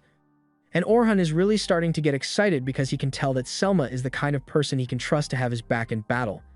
All of a sudden, Orhan hears Selma's voice in his head, and he is shocked at first. But Selma explains that this is just her special ability, telepathy. It allows her to communicate with her allies over long distances, so it comes in handy when she needs to give orders. Orhan is amazed since he has never seen anything like this before, and Selma is really happy to receive praise from him, but they've still got work to do. So she snaps out of it and asks Orhan to target the dragon's weak spot, while Will is distracting it. Orhan does as she says and begins casting his usual buffs on himself, and when the opportunity arises, he unleashes an impact slash, cleaving the heads clean off the dragons. At the same time, Rain and Lucre also finish dealing with the turtle, so the team is able to continue advancing. As they walk, Selma asks Orhan what he thinks of his first time working with them, and he says it was wonderful, because it has been so long since he won a fight so easily. It's pretty normal for a party to work well together, but Orhan had struggled in the hero's party for so long that he forgot what it was like to have good teammates.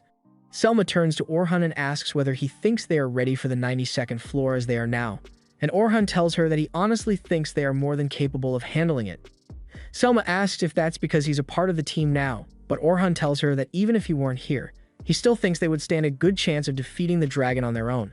Hearing Orhan praise their strength makes them all happy, but Selma still wants to err on the side of caution, because watching Orhan's fight against the dragon that day reminded her of how dangerous that thing is, and she doesn't want to risk losing anyone due to overconfidence, so she asks Orhan to support them as much as he can. Orhan tells her there's no need to be so formal with him because he already made up his mind to support Unit 1 with everything he's got, and since clearing floor 92 is one of their long-time goals. He promises to make sure nothing goes wrong. Anyway, since they are done here, all that's left is to gather the noxious sheep pelts they came for, and they'll be able to return to the surface in time to grab some dinner. A little while later, Orhan and the others are done collecting the sheep's pelts. and they all thank Orhan for doing such a good job skinning the sheep, since they never would have been able to do it so quickly on their own. Orhan tells them it's no big deal, but now that they are done, it's time for Orhan's welcome party. They all want to thank Orhan for choosing to join them even though he could have been accepted anywhere else after slaying that dragon. They promise to do their best to make sure he doesn't regret choosing them, but Orhan says he could never regret being a part of their team. Just then, Lucre bursts into tears because she's so happy that Orhan turned out to be a nice guy. In truth, she was worried that since Orhan is so strong, he might look down on her for being weak, and she wasn't the only one. Both Will and Rain also felt the same, but they are sure Selma had it the worst of all, because she took a huge interest in Orhan early on. In fact, she was so fixated on Orhan that the others are starting to suspect that Selma might have a crush on Orhan or something. Selma immediately denies it and says that as the leader, she was just really concerned about making sure that Orhan felt as comfortable as possible here, but she's clearly really embarrassed. She ends up drinking a lot out of embarrassment, but as a result, a few minutes later, Selma is totally drunk, and she's starting to say stuff that she would normally never admit. She says Orhan is really handsome and starts getting really close to him while hinting at plans that are definitely not PG. Orhan really doesn't feel comfortable with this, so he tries turning to Rain for help, but Rain is just as drunk as Selma is, so she just asks to join in on the fun tonight. Will and Lucre also find the whole thing hilarious, so they say they are fine with just watching him go at it all night with the other, but that's the last thing Orhan would want to happen. Things are starting to get a little too heated for Orhan, and he's on the verge of folding, but at the last second, he remembers that he knows a sleep spell, so he casts it on both of them to knock them out. He's relieved that the crisis is finally over, but despite it all, this is still the most fun he has had in a while, so he's happy. Later that night, back at Selma and Sophia's room, Sophia is starting to get a little worried because Selma hasn't returned home yet. And even though she mentioned that she would be going into the dungeon with Orhan today, there's no way she's still in the dungeon by this time, so she wonders what Selma could be doing. Just then, there's a knock at the door, and Sophia assumes it must be Selma, so she goes to answer it. But just as she's about to open the door, she hears Orhan's voice, and that sends her into panic mode. She starts wondering if Orhan intentionally came to see her when she's home alone, but as she opens the door, she is disappointed to see Orhan carrying Selma on his back. Her brain goes through several emotions as she tries to figure out when the hell Selma and Orhan got close enough for him to be spending the night with her. But Orhan can tell what Sophia is thinking, so he assures her that nothing happened between him and Selma. She just got a little too drunk at dinner tonight, so he wanted to make sure she got home safe. Sophia is relieved to hear that since she was worried that Selma might have stolen Orhan from her, but she isn't happy with how touchy Selma is being with him. So she wakes Selma up and sternly tells her to get off Orhan's back already, and one look at Sophia's angry face was more than enough to snap Selma out of her drunken stupor. After that, Orhan leaves and Sophia drags Selma onto the bed and tells her to start explaining everything that happened between her and Orhan in excruciating detail. Sophia is relieved when she finds out that nothing really happened between them, and the only reason Orhan carried her back here was because she drank too much at his welcome party. But still, she tells Selma that she shouldn't be bothering Orhan like that. Selma apologizes for what happened, but Sophia tells her she doesn't really have anything to apologize for since it was all a misunderstanding, and she didn't do it on purpose. While taking a bath, Selma does some thinking, and she realizes that she has been a lot more relaxed since Orhan joined the team, and that may be a good thing, but she can't let herself get carried away again like she did tonight. After all, she knows Sophia is infatuated with Orhan, and she wouldn't want to upset her by getting in the way of that. However, the fact that Selma is worrying about stealing Orhan away from Sophia is basically proof that she really does view him in a romantic light, and she's having a hard time accepting her feelings. That night, Orhan spent some time looking through the files of the students, and he is surprised by how tragic their backstories are, especially Caroline. The next day, Selma takes Orhan to the management division so he can officially begin his additional duties as a trainer, and there, Orhan meets Estella and Carla. Carla is the one in charge of handling the new members of the clan, so she's pretty much their caretaker. She is glad to hear that Orhan plans to train those three, but there are a few things she wants to make sure Orhan is briefed on, so she asks him if he has taken a look at their files yet. Orhan informs her that he has already seen the group's files, so he knows about all their backgrounds, and he still plans to train them regardless. Carla is happy to hear that because that means she won't have to explain everything to him, and that makes it a lot easier. Orhan asks if there are any specific policies he needs to follow when training the three, but Estella tells him they don't do that here. Orhan is free to do whatever he wants, so he can just teach them things based on his experience as an adventurer. Selma can tell that Orhan doesn't really know where to start, so she asks Estella to at least give him a goal to work towards. So she tells Orhan that it would be nice if he could get the kids to the point where they can handle the middle floors on their own. That's a steep ask, but the kids are pretty promising, so Orhan thinks it's possible, and he agrees to work towards that. On the way out, Selma stops Orhan in the halls since if he read the files, then he must know about the complicated relationship between her and Sofia. Orhan confirms that he knows about it, and he admits that he was a little surprised when he found out. Sofia was born to a maid in the Claudel family, and after her mother died, she was officially adopted by the family, but as an illegitimate child, no one ever accepted her, so she was treated awfully. Of course, Selma did her best to protect Sofia, but after she had to leave to become an adventurer, Sofia's situation became much worse. It got so bad that the next time Selma returned home, she extended a hand to Sofia and asked her if she would like to leave with her. That's why Selma wants to make sure that Sofia becomes an amazing adventurer, so she asks Orhan to take care of her as much as he can. Later on, Orhan meets with the kids, and they are all eager to see him because they heard he was going to be their new teacher starting today. They are so glad to have Orhan as their instructor again because he knows all sorts of things, and he's strong enough to defeat a dragon no diff. But Orhan doesn't think their description is really accurate since his battle against the dragon was a really close call. He also reminds them that one day, they are going to need to face the Black Dragon as well, especially if they plan to clear the dungeon as adventurers. He knows it may seem like an impossible feat for them right now, but he's sure that with enough time and training, they should be able to pull it off. On that note, he says he would like to set some ground rules for their training, and the first rule is that they have to be thinking at all times in the field. He doesn't want them getting stuck in the routine of following basic protocol in all situations since an adventurer needs to think flexibly depending on the situation. Second, he tells them that they shouldn't automatically assume that anything he says is right. He is a normal person just like them, and though he may have more experience than they do, he has made a ton of mistakes, and he's bound to make a lot more. So if they think he said something wrong, he wants them to speak up about it. Now that that's out of the way, he asks each of them to tell him why they chose to become adventurers in the first place, and he calls on Sofia first, so she explains that she's doing this because she wants to become just like Selma. She wants to be able to do whatever she wants, whenever she wants. Though she's still not all too sure on what she wants to do, so first she wants to focus on becoming a great adventurer. Next is Logan, and he says he simply wants to make lots of money as an adventurer. That's a fairly common answer, but Orhan asks if he could explain a little more. So Logan goes on to inform them that the village where he grew up was extremely poor. The land was infertile, so there was barely ever enough food to go around, but the villagers saw the talent Logan had and decided it would be unfair for him to be stuck here forever, so they all gathered up as much money as they could and sent him off to the city so he could follow his dream of becoming an adventurer. And now, he just wants to earn enough money to repay them for their kindness someday.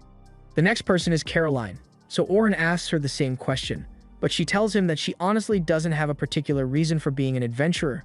She just kills monsters to protect people's smiles and keep them happy. After all, happy people won't hit her like before. She says this with such a deadpan expression that Orhan can immediately tell that there's some deep trauma in her past, and he would rather not open that can of worms right now, so he brushes it off and accepts that Caroline just fights monsters to make people happy. Now that Orhan understands why they all chose to become adventurers, he tells them to always keep their goal in mind to maintain their motivation. On that note, Sofia asks Orhan if he has a reason for becoming an adventurer, and naturally, he does. So he explains that his goal is to become strong enough to never lose anything or anyone close to him again. He realized long ago that you can't protect anything if you're weak, so he plans to continue growing stronger until no one can beat him. He tells the kids that he doesn't intend to treat them like children, so he wants them to give it their best shot during training, and they all agree to do so. Now that that's done, Orhan turns to Caroline and asks if she would mind if he called her by a nickname from now on. She says she doesn't particularly care, but she asks why he would want to give her a nickname all of a sudden, and Orhan explains that the name, Caroline, is a little too long to say in the event of an emergency, so he wanted to call her by something shorter. Carol understands, so she asks Orhan to pick a nickname for her, and he decides to call her Carol, which she seems to be happy with. However, Logan and Sofia are jealous that Caroline got a nickname from Orhan, and they didn't, so they ask him to do the same for them, and Orhan ends up calling Logan Log and Sofia Sophie. With that done, it's time for them to head out on their first training session, so they all head to the dungeon, and once they arrive, Carol is tasked with facing a few wolves. She charges at them with her daggers with ferocious killing intent, but looking at her, Orhan can't help but feel a little worried because the way she's fighting is crazy. Normally, an active defender like Carol shouldn't be trying to defeat monsters. She should be focusing on keeping them distracted so the attacker can finish them off, but even by attacker standards, she's being incredibly reckless right now. After taking down one of the wolves, the second wolf tries to sneak up on Carol from behind, so Orhun decides that this is enough for today and steps in to block the wolf's path and kill it before it could hurt Carol. Once it has been taken care of, Orhun addresses Carol and reminds her that she needs to pay attention to her surroundings at all times in battle so she doesn't get caught off guard like that. However, Carol tells him she was completely aware of the wolf sneaking up on her, and she had intentionally made herself look defenseless to lure it in. Orhun doesn't understand why she would do something like that because she easily could have gotten herself hurt doing something like that, but Carol tells him that's not a problem for her. And to prove it, she takes out her dagger and slashes her wrist right in front of Orhun, all with a smile on her face. Orhun freaks out and tries to stop the bleeding, but to his surprise, the wound suddenly heals on its own. She explains that this is her special ability, so it's practically impossible for her to die, and while injuries do still hurt, she has gotten used to the pain, so there's no need to worry about her. Carol's past is considerably dark. She was captured by the Cyclamen Church and held for years because she had a special regeneration ability, and their goal was to use her power to resurrect the most terrifying of all monsters, the evil god. To that end, they conducted hundreds of gruesome experiments on her, and by the time Carol was found and rescued, even though her body was still in one piece thanks to her ability, her mind had been completely broken. With the help of some rehab, she was able to recover enough to function normally again, but there's still a lot of unprocessed trauma underneath the surface that she refuses to address. Normally, Orhun would just let Carol continue living with her delusion to avoid hurting her, but he promised that he wouldn't treat the kids like children. So he gets Carol's attention and tells her to take a look at Logan and Sophia's faces. They both look extremely worried, and Carol freaks out because she doesn't understand why they aren't smiling. Just as Orhun thought, Carol has a deep obsession with making sure her friends can continue smiling, and she thought they would be happy if she protected them. But Orhun explains that they aren't smiling because they don't like seeing Carol getting hurt. Carol says that shouldn't be a problem since her wounds are all healed, but while it's true that she won't suffer any lasting injuries from her reckless behavior, she still feels pain, and knowing that hurts her teammates just as much as it hurts her. Carol is fine with hurting herself, but she can't bear the thought of hurting her friends, so she begs Orhun to tell her what to do, and he informs her that she just needs to stop intentionally causing harm to herself. Carol reflexively drops her daggers and begins apologizing over and over for what she did. Orhun tries to calm her down, but she instinctively pulls away and begs him not to hit her, because back when she was held captive, if she made a mistake, she would always be beaten for it. But Orhun hugs Carol and assures her that no one is going to hit her anymore. Now that Carol knows she can't let herself get hurt all the time just because she can heal, she has a lot of work to do because till now, she had never learned how to dodge attacks. So Orhun puts her to work in a training simulation he created. While Carol is busy with that, Orhun has Logan training with a spear so he can perform more than one function as an enchanter.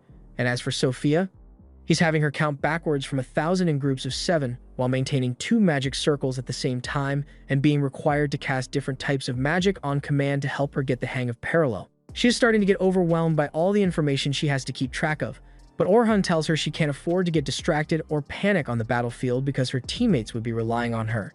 However, she ends up panicking anyway, and just points her staff at one of the targets, but even though nothing should have happened, Sophia feels a wave of power leave her body which ends up knocking the target over, and she didn't even need to cast a spell to do it.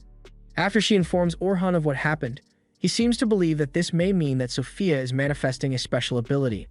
Sophia doesn't think she's good enough to have one of those, but since she's related to Selma, Orhun thinks it's possible. Several days of training go by, and now, Carol is able to dodge attacks from all directions fairly easily. Logan has become quite proficient with his spear, and Sophia has gotten really good at her parallel processing exercise. Collectively, they've gotten strong enough to clear the 20th floor on their own, but they've still got a long way to go if they want to become great adventurers. Just then, Orhun is called out of his training session, because the blacksmith is finally done with his custom sword, and with one swing, he can tell that this thing is absolutely perfect for him. So he thanks the blacksmith and swears to use this blade to protect everything he cares about. The first thing Orhun does is head out to test Alan's sword in some live combat practice, and sure enough, the blade handles wonderfully.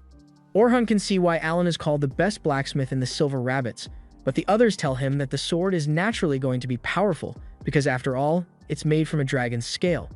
But now that Rain thinks about it, She recalls that Alan mentioned adding some of the blood from the turtle to the sword, but she doesn't understand why, since it would reduce the purity and durability of the dragon's sword. Orhan explains that it was actually his idea, and while she's right about it slightly reducing the durability of the sword, it's not a big deal since he can just buff the sword with his magic. The others ask him if he has come up with a name for his sword yet, so Orhan tells them he's going to call it Schwarzes.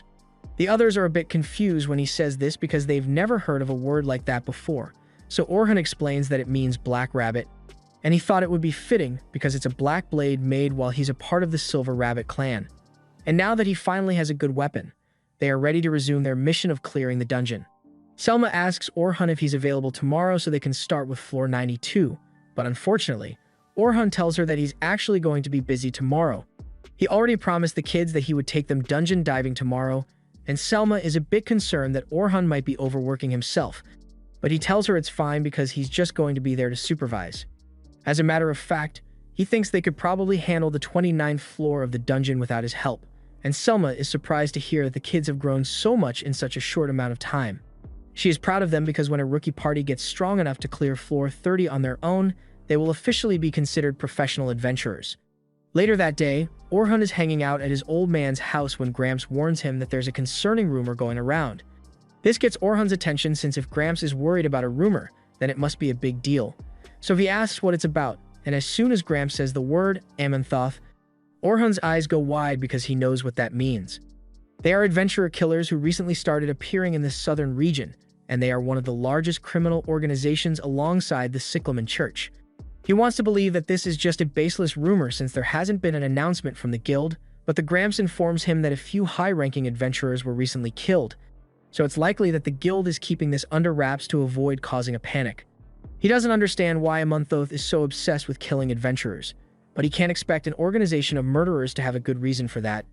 Thinking about this is getting Orhan depressed, so he changes topics and tells Gramps that there's something he wants to make.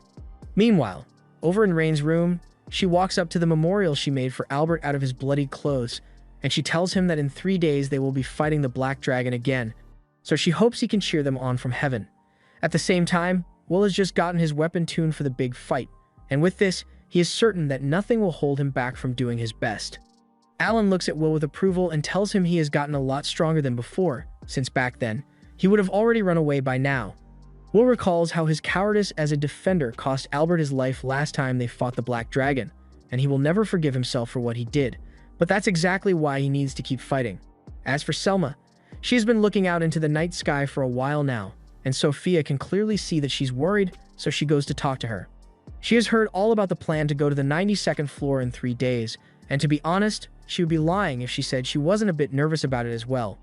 Last time Selma and her party attempted this, it resulted in the death of one of their party members, and even though Orhan was strong enough to beat a dragon on his own, he was in really bad shape afterwards, so there's no guarantee that everyone will make it out okay. She is scared that something might happen to Selma, but at the same time, she understands why Selma wants to go, so the best she can do is offer her encouragement for the battle ahead. The next day, Orhan takes the kids into the dungeon as planned, and without Orhan so much as lifting a finger, they were able to easily clear the floor on their own. They are all excited about it, and Orhan congratulates them for their accomplishments, but they say it's all thanks to his guidance that they were able to get this strong in the first place. Now all that's left is for them to clear the 30th floor, and they will officially become professional adventurers. But while that sounds like all-around good news, Sophia soon realizes that if they become professional adventurers, then Orhan won't need to be their teacher anymore, and that means she won't get to see him as much anymore. She really doesn't want that to happen, but she can't say that right now, so she keeps it to herself. After returning from the dungeon, Orhan takes the kids to Estella's office to apply for a floor 30 exam, and Estella tells them she can have an observer come out for them in 2 days' time. They are all a little confused at the mention of an observer, so Estella explains that the observer is just another adventurer whose job is to make sure that the kids really clear the 30th floor without assistance. The kids still don't understand why they need another adventurer to watch them when they've already got Orhan on their side, but that aside, they ask Estella if it really needs to be 2 days from now, since that's the exact day that Orhan and Unit 1 are supposed to begin their 92nd floor mission. Estella understands their predicament, but there's not much she can do since the observer has a busy schedule. So if they don't do it in 2 days, it's going to take quite a while before they can book another appointment. Hearing this, Orhan says he can talk to Selma to push back the date of their mission so he can accompany the kids in their promotion exam, but they all shut that idea down immediately because they know how important this mission is. Logan tells Orhan that he doesn't need to worry about them so much because they are more than capable of handling the 30th floor on their own. After all, if they want to become real adventurers, then they can't always rely on the safety net of having Orhan nearby to save them if anything goes wrong. Orhan realizes that they have a solid point, so he agrees to let them handle the 30th floor without him, but only on the condition that they show him their plan for clearing the floor ahead of time. The kids agree to Orhan's conditions, and after showing him what they have planned, Orhan approves of it, so they are permitted to go alone. But before that, Orhan says he has a few gifts for them. He then pulls out 3 custom necklaces that he had made for them, and he tells them to think of it as a good luck charm in hopes of their safe return.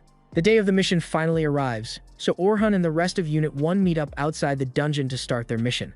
The kids are also here with their observer, so they wave to Orhan as he passes by, and they both head in for their respective tasks. On the kids' end, as they arrive on the 30th floor, Logan suddenly hears footsteps approaching, so he tells everyone to wait a moment.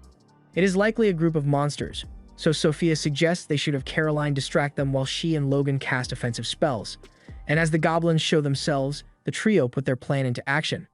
Caroline darts forward and begins performing several complicated maneuvers, and while the goblins are paying attention to her, Logan casts a rock needle spell right below the goblins, taking 3 of them out in an instant, and Sophia defeats the last one with a wind cutter spell. They are all glad that worked out so well, and the observer is left speechless because he has never seen such a coordinated group of rookies. They all smile and tell him they just had a really good teacher, and right now, that teacher, along with the rest of his party, has just arrived in the boss room of the 92nd floor.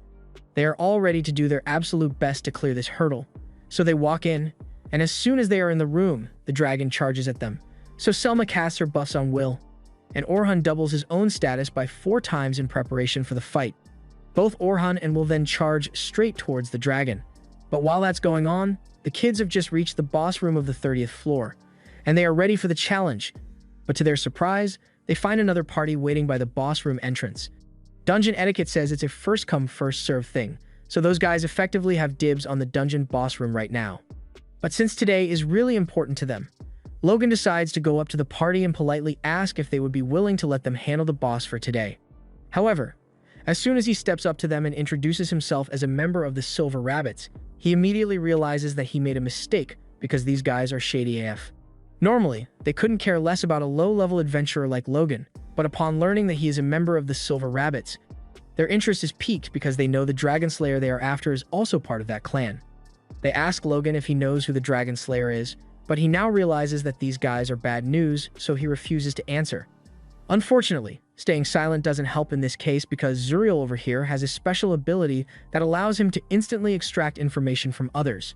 So not only was he able to find out that Logan does know the Dragon Slayer, he also finds out that the Dragon Slayer is the party's teacher, so they plan to use them as bait to lure Orhan out.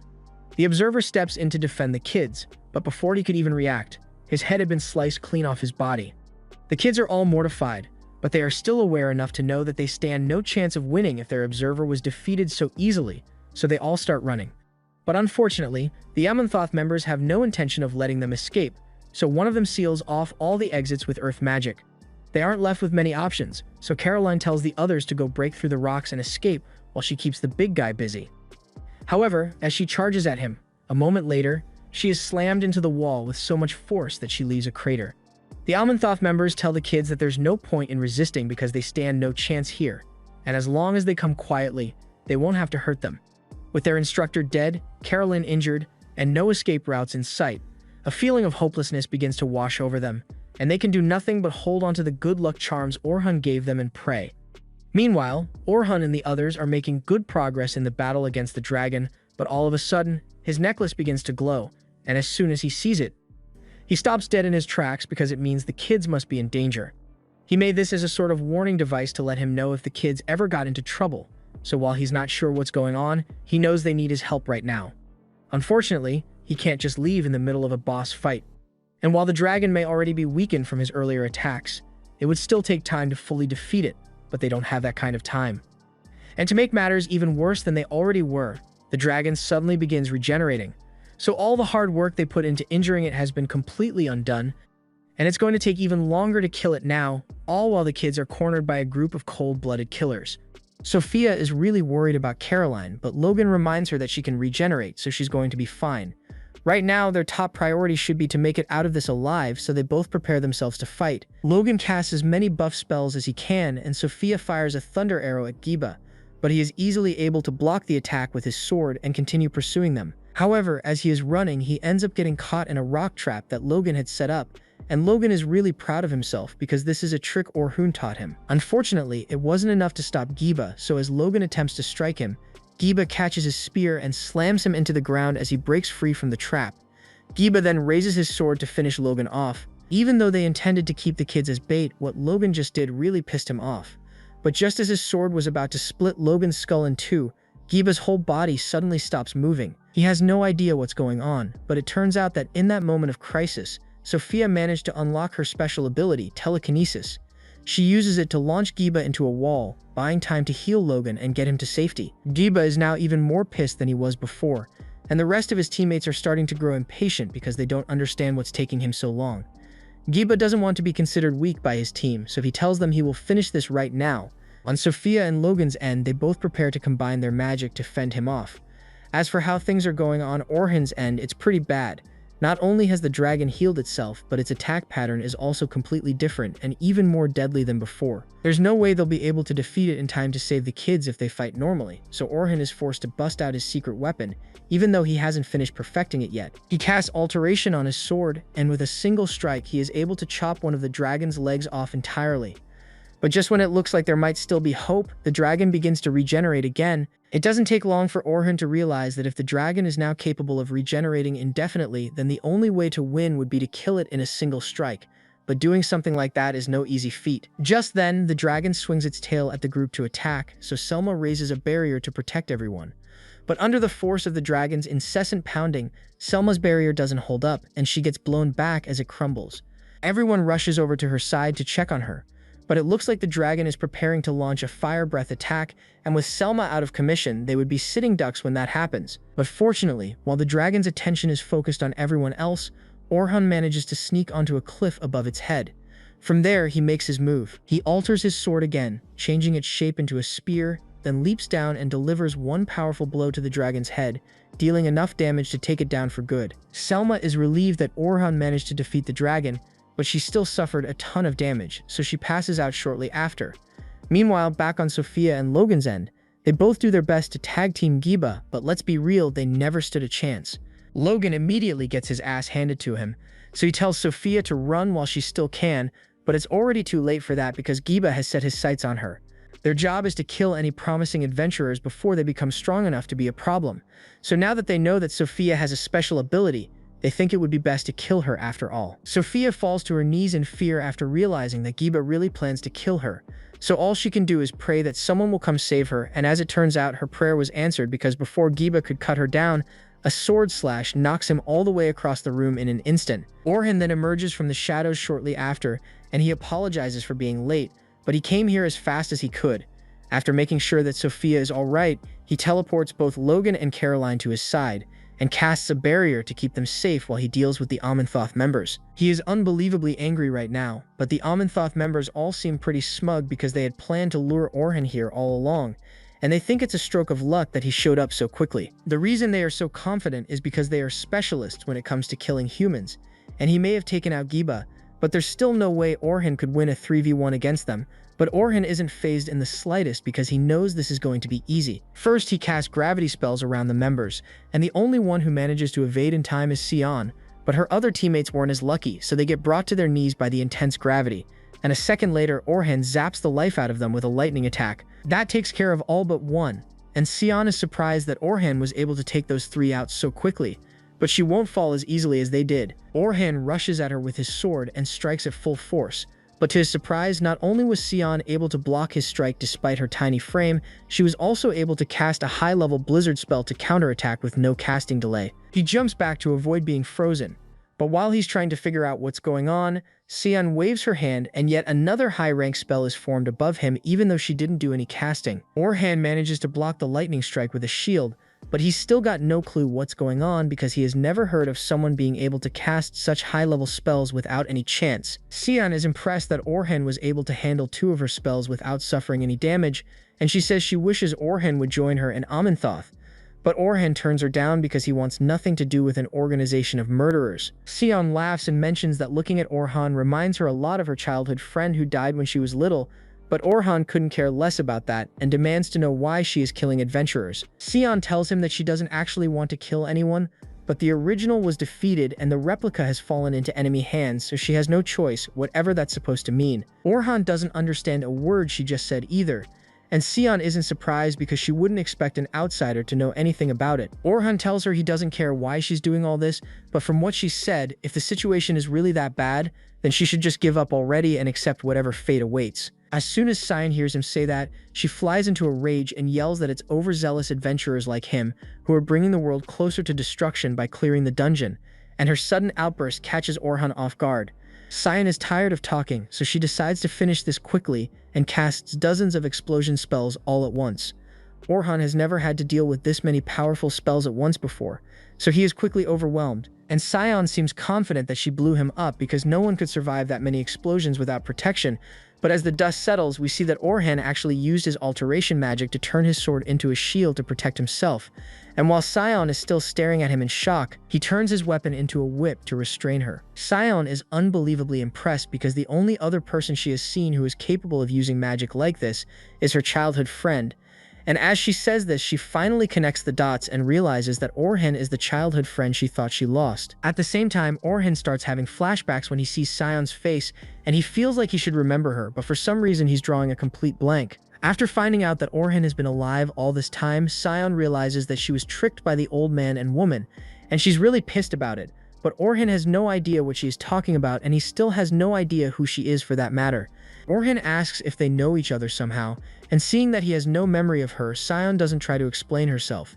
But now that she knows who Orhan really is, she no longer wants to fight, so she asks him if he can just let her go for now. Orhan doesn't want to release her, but he's running low on magic, so he is forced to retract his whip. However, he still has no clue what's going on. Sion lovingly tells him that he will understand someday. But as she says this, the other Amenthotep members begin to regain consciousness, and Selma and the others arrive as well. Orhan is worried because if the fighting starts again, then some of his friends might get hurt, but Sion tells him that there's no need to worry about that because she plans to withdraw now. After all, she still has to keep that promise she made to him. She says she hopes that the next time they meet each other, they won't be on opposing sides anymore. And a moment later, she uses her magic to teleport herself along with the Amenthotep members out of there. Orhan is left extremely confused by what just happened, but he's just glad he managed to keep everyone safe, although that observer who got his head chopped off is still very much dead. Meanwhile, out in the snowy mountains, Sion stands on a cliff to vent her excitement at the revelation that Orhan is alive. However, she is also frustrated by the fact that he turned out to be an adventurer because she doesn't want to be his enemy. The fact that he has no memory of her also really hurts, but she knows it's not Orhan's fault. It's the fault of the person who destroyed her home and took her time with Orhan away, and she swears that she's going to make them pay for all the trouble they've caused, even if it's the last thing she does. At the same time, we see Oliver out in the field, working hard to improve his skills because he desperately wants to catch up to Orhan in strength. And Philly seems to be fanning the flames of Oliver's jealousy because she came specifically to tell him that Orhan once again defeated the Black Dragon on his own, and the people are starting to call him a hero. But to Oliver's credit, he hasn't even considered using shady tricks to target Orhan out of jealousy, and instead he is dedicated to beating Orhan fairly and squarely with his own effort to prove that he is worthy of being called a hero. While that's going on outside, the Guildmaster is in his office, and he just learned that Orhan defeated the Black Dragon yet again. He seems really annoyed by the fact that Orhan has become strong enough to defeat the dragon even after it leveled up, but he also thinks it's ironic that Orhan is now working for him after what happened all those years ago. So he decides to let things play out and allow Orhan to clear the dungeon for him while he is still oblivious to the truth. The next day, Orhan holds a meeting with the kids, and after the traumatic event they went through yesterday, he hopes they were able to learn a lesson about how weak they really are, just like he is. The kids speak up and tell Orhan that there's no way he can be weak because he saved them all from those murderers, But Orhun tells them that doesn't count as a victory because if Sion hadn't willingly withdrawn, then every one of them would have died, including Selma and the rest of Unit 1. Orhun may have been able to take out the Amenthoth members when he caught them by surprise, but if they worked together, he never would have been able to win because they were simply too strong, which is exactly why Orhun plans to continue training to become even stronger so he never gets put in a situation like that again. The end.